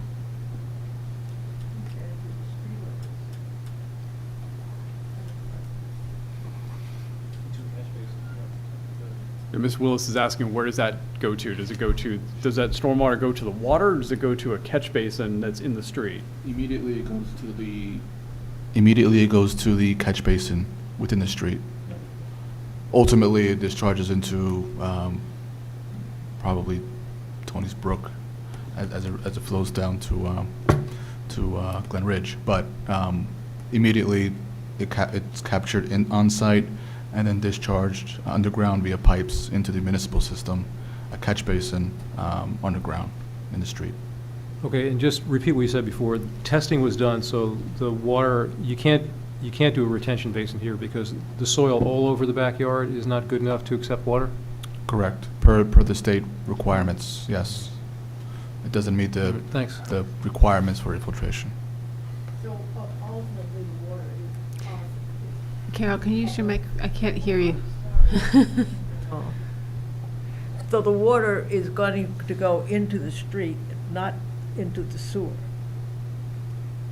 It's going to the storm sewer in the street, if that makes. It's not getting discharged onto the roadway? Yeah. Right, It's getting that's the discharged question. underground into the piping system. Yeah. Okay, that's. It's all underground. Right, yeah. Yeah, they're not discharging directly onto the road surface. Yeah, correct. And as I understand, it's not, they're actually detaining some of the water, so it should, Correct. they're going to slow the velocity Correct. by actually building the detention basin, which is Yeah. probably, it's a better design than most of the older projects. Yeah. Okay. If you, on that, if you use some pervious paving back there, it still wouldn't work because the soil isn't, I mean, You could. Because you're taking all the water from this site and you're putting it into probably an overtaxed storm drainage system that we've got in town. So if there's any way to keep a little water on site, so to not have it spill off into the, like, again, I might be mistaken, but suppose the back parking area was pervious surfaces. Would that help a little bit where, you're not? Well, there's some pervious areas, I guess, just in the landscaped area, so. Which is too small to begin with, because you get Right. a variance for that. It Right. could be bigger if you actually complied. If you made it 20%, you would have more pervious surfaces, but you're already cutting that short by not providing as much landscaping. So I guess my question still is, suppose you had pervious pavement, would that help? And I don't know if the testing, the soil testing you did is specifically for the operability of the detention basin versus just having pervious No, pavement. it was performed for infiltration. So that could have been a dry well, it could have been pervious paving, it could have been a rain garden even. It could have been used for, but the results are applied to each potential application. So infiltration really isn't a viable option. It's not something that would meet the state requirement for infiltration.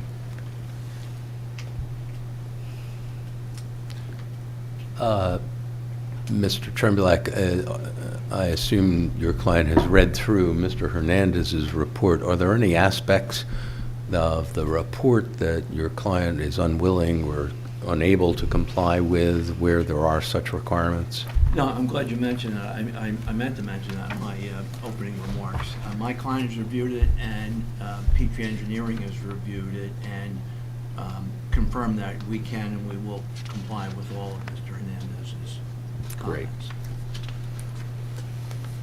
I wanted to get back, if you mind, Chair. I wanted to get back to the variance, the 50-foot variance.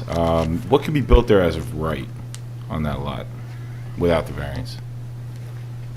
Which variance? The width variance. I don't think anything could be built.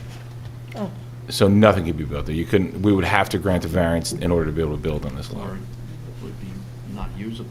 Do the lots? It's a minimum lot width requirement under the redevelopment plan for anything. To build there. Well, now that, I mean, I guess there could have been adaptive reuse for the existing building, but that's gone now. What are the lot widths on either side for 8 and for 12? Do we know? And could they build as of right, or do they need a width variance also? Because, I mean, the reason why I'm asking this is because I'm thinking, if they could build 6 stories as of right, and you would be stuck with a 2-story building, that would obviously be ridiculous. But I'm trying to get a sense of what they could build as of right on either side of it. So lot 4 to our south is 35 feet width. So it's also would require width variance. And the lot 2 to the north is 48.69. So they both need variances. Okay. I think every lot on Hartley Street. Every one on the east side. Conforming. Now, they're not all in the redevelopment area, but Okay. they're all similarly sized narrow No, they lots. don't. Okay.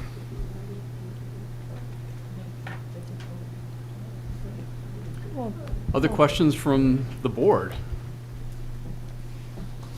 I'm still trying to grapple with the size of the building compared to the size of the lot. And I just don't see how it works. It seems to be too much building for too little lot. And yes, if it were a bigger lot, then maybe you could put a 6-story building on it, or 4-story. But right now in the neighborhood, it's mostly 2-story.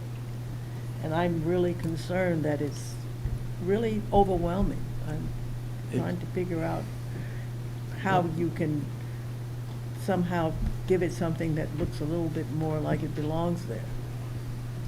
Well, there's nothing there now, so I'm not sure anything is going to, be new and not fit with anything on that side of the street, because there is nothing on that side of the street essentially, except for the 1-story, gym building.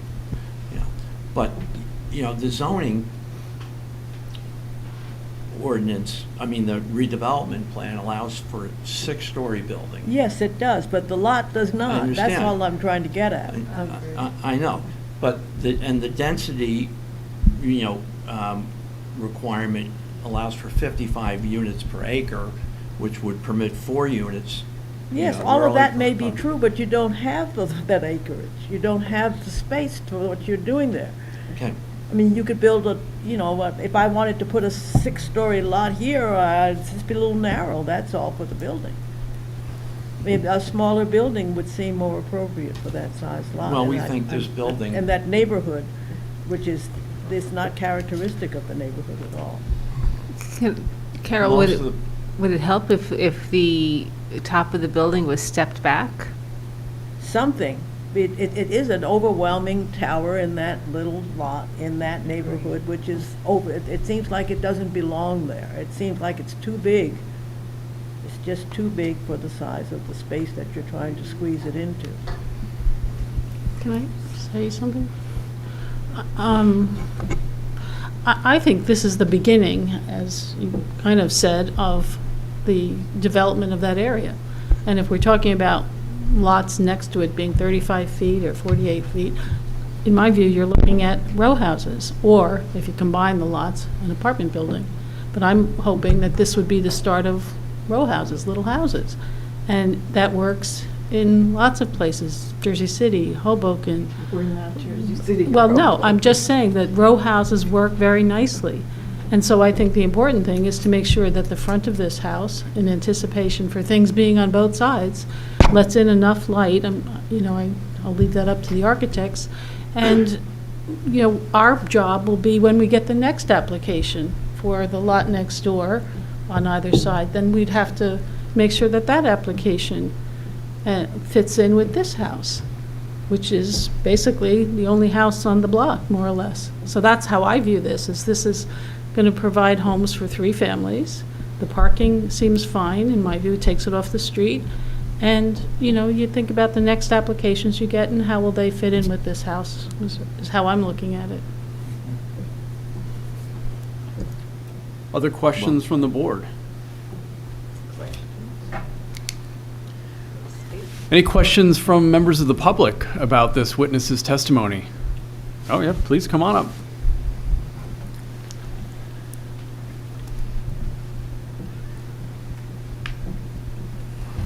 So, Sarah Avery, Montclair resident, is there any pervious surface in this plan? Yes. Well, that little bit of strip of landscaping. Yes. Okay, so essentially, there's no pervious surface.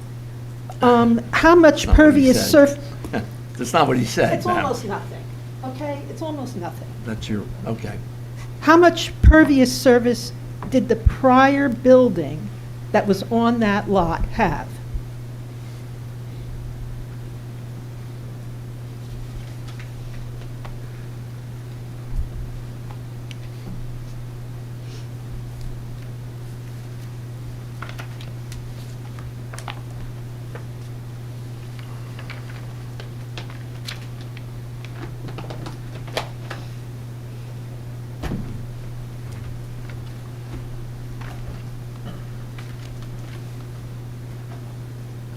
I don't think I have the answer to that.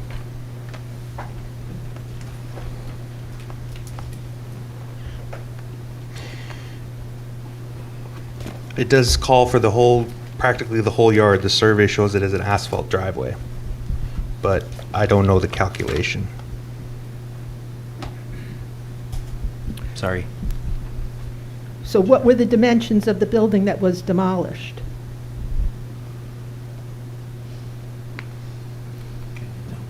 Can't tell.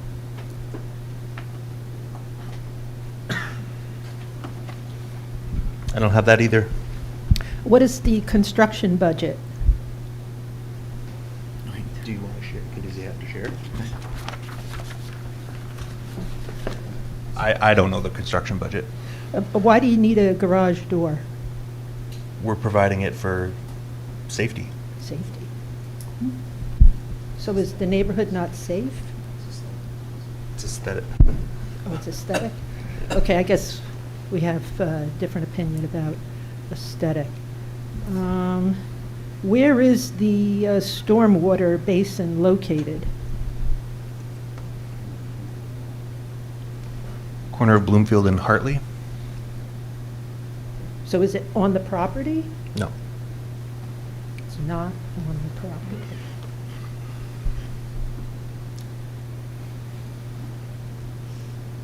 Why are you building 3 units when 2 units are more appropriate for the size of the property?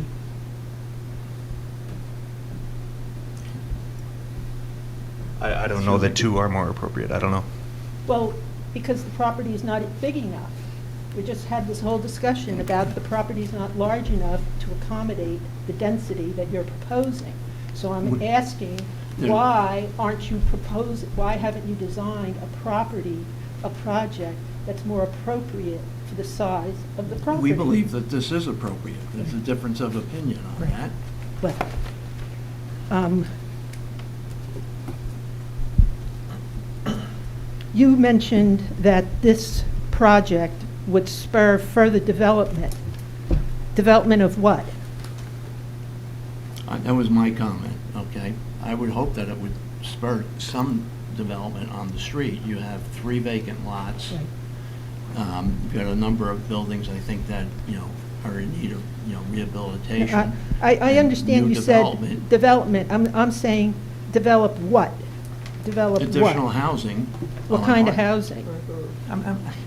Development, whatever's allowed. Whatever's allowed under the zone plan.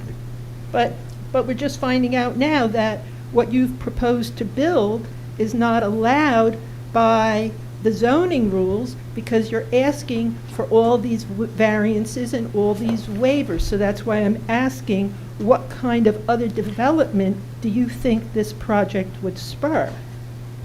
We don't know specifically. We would hope that it would. Any development that fits the redevelopment plan. Right, but why do you think that building denser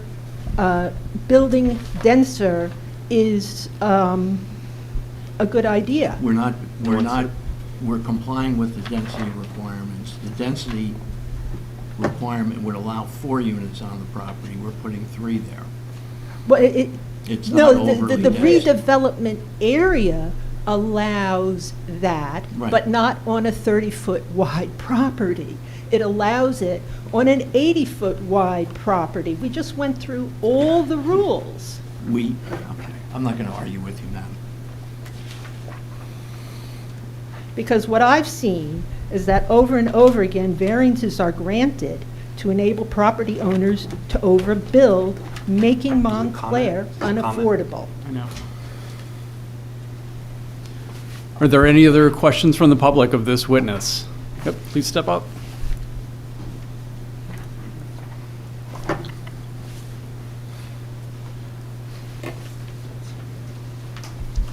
Good evening, can you hear me? My name is Lynn Stockhammer, I live in Montclair. I just had a quick question about the lighting. Did you say that that was underneath the sidewalk? It's like a recessed, you're talking about the pedestrian warning lights? Yes. Yeah, they're that's in recessed front so of it's the- flush. So in it's front not- of the building? So it's not a tripping hazard. How would that be affected if we had flooding, which we often have? I don't know the specs on it, but there's housings that are waterproof. I'm sure it's Okay. meant to handle that. Okay, thank you. Thank you. Thanks. Any other questions for this witness from the public? Yep, please step up.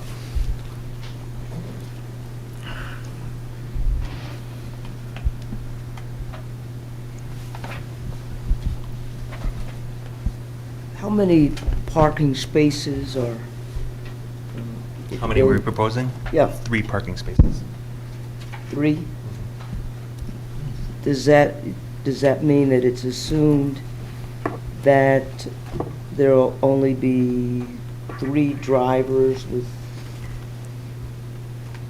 cars? No, it doesn't assume the occupants. It doesn't assume if That's it's. what I'm wondering. Yeah, So the occupants, I mean, just in case you would have 2 people, right, 2 occupants in one space, but both Right. of them drive. right. You could have like college roommates that live there, Yeah, or you yeah, could yeah, have a you could single have mother that. with infants, and then one person requires 1 car, one person requires 3.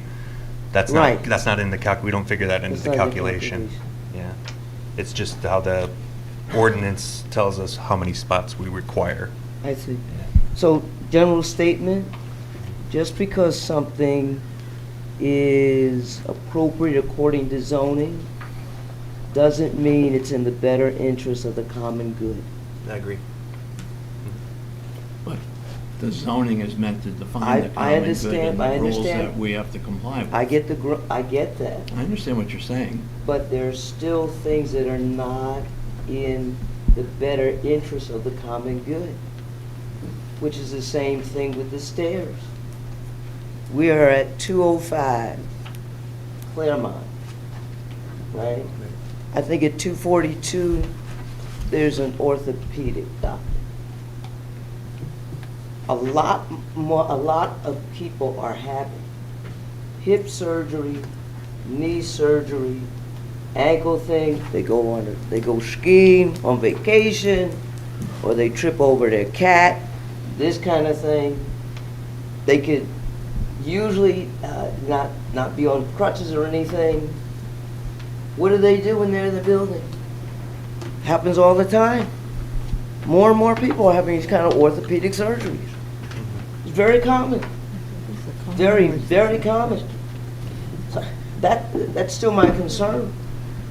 You know, my God, if there's a fire, are you kidding me? Yeah, there's a fire suppression system and there's a fire rated stair, so there's safe egress out of there. But I hear that. I hear that. The point still stands. I still go back, I understand zoning, but zoning is not always congruent with what is in the better interest of the common good.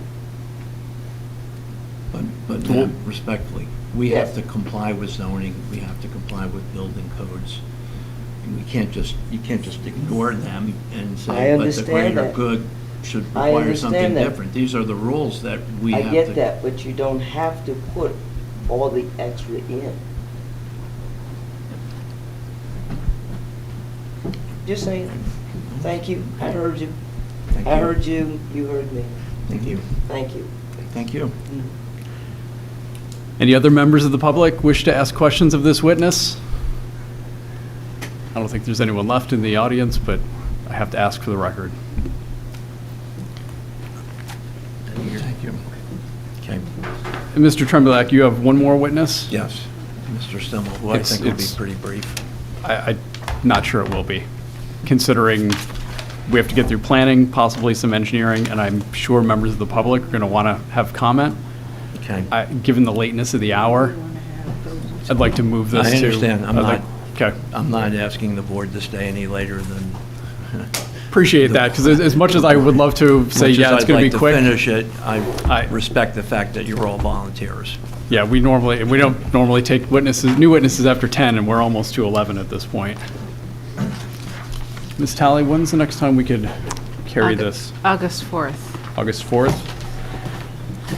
Are you available, Mr. Trembleak, on August 4th? I actually have a conflict, but I'll get somebody to cover either this meeting or my other one. Okay. So I hold the date. Thank you.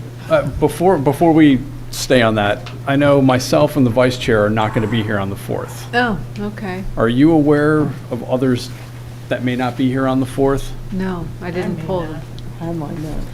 All right, so here, why don't we So- decide? We've got two meetings in August.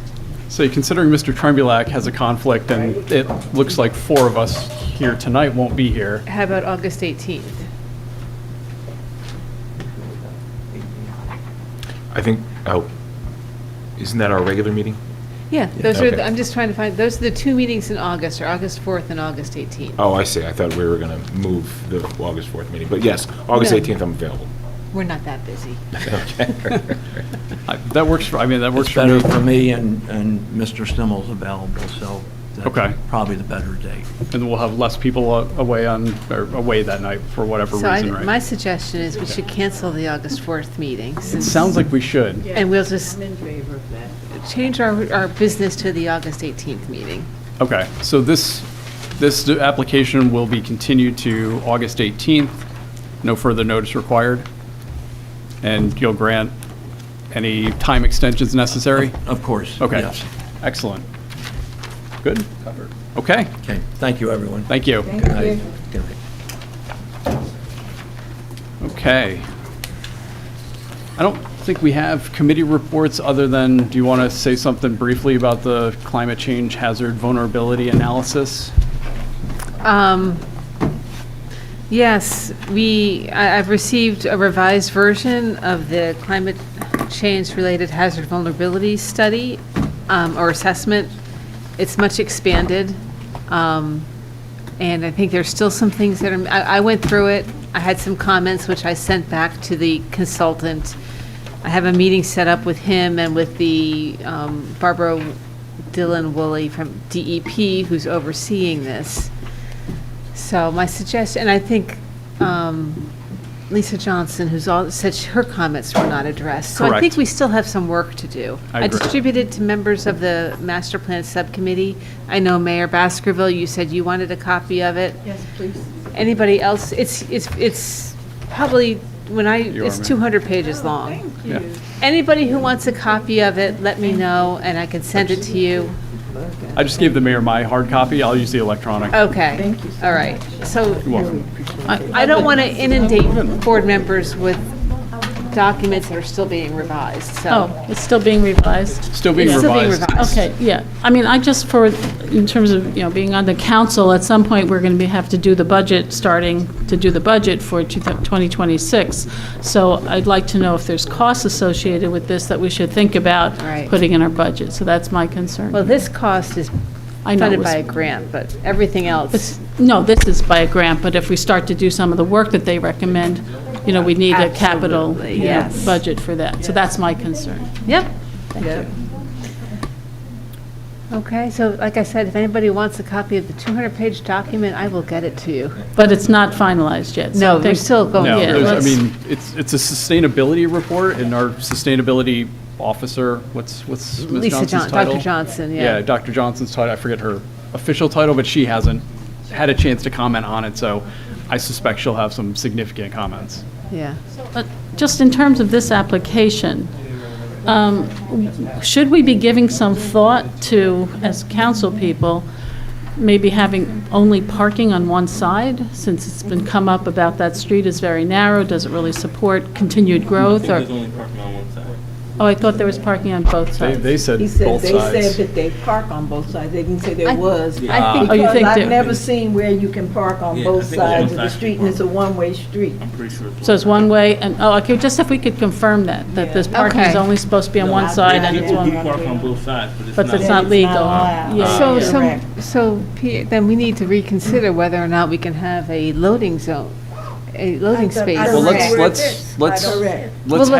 Well, let's wait till because the applicant's not here anymore, so Yeah. let's Okay, table yeah. this But in the discussion meantime, until. we'll drive down there tonight. Right, I mean, the board is free to look at conditions, in the Yeah. meanwhile, I just don't want to have a discussion about the Yeah, application yeah. without the applicant Yeah. here, because they've clearly left, and Correct. so. Well, I guess it was kind of You beyond were the looking at it from a application, council different, yeah. perspective, but it started to creep into, well, should we relook at what the recommendation is? And I don't want to go down that road, okay? But yes, as council folks, you may need to consider what the ordinances are on that street for parking. And just in terms of that as well, it strikes me that the 80-foot wide lot size in the redevelopment plan is out of this world. Yeah. Well, in we terms of have that. to, So why that's do we- another thing we should Yeah, discuss we next should- meeting. Yeah, next Yeah, there meeting may we be- should talk about that. They may have some comments about that Some as well. amendments to Right, that. revisions Right, and such, yeah. but We can take a look at That's- that. Yeah, Absolutely. especially because nothing's being built because Yep. of whatever restrictions there are, yeah. Good idea. That's a good thing. Maybe some of us think that's a good thing, not to have so much being built. Okay, I lost my train of thought. we're on committee reports, and hopefully that's about it. I don't have any committee reports, we just have bills to pay. And bills? Motion to approve the bills. Second. It was more for Neglia, I all guess right? I love to, I second. All those in favor of passing the Aye. bills? Aye. Opposed? Abstentions? I move to adjourn the meeting. Second. Thanks. All those in favor? Aye. Have a good night, everyone. Thank you. Great.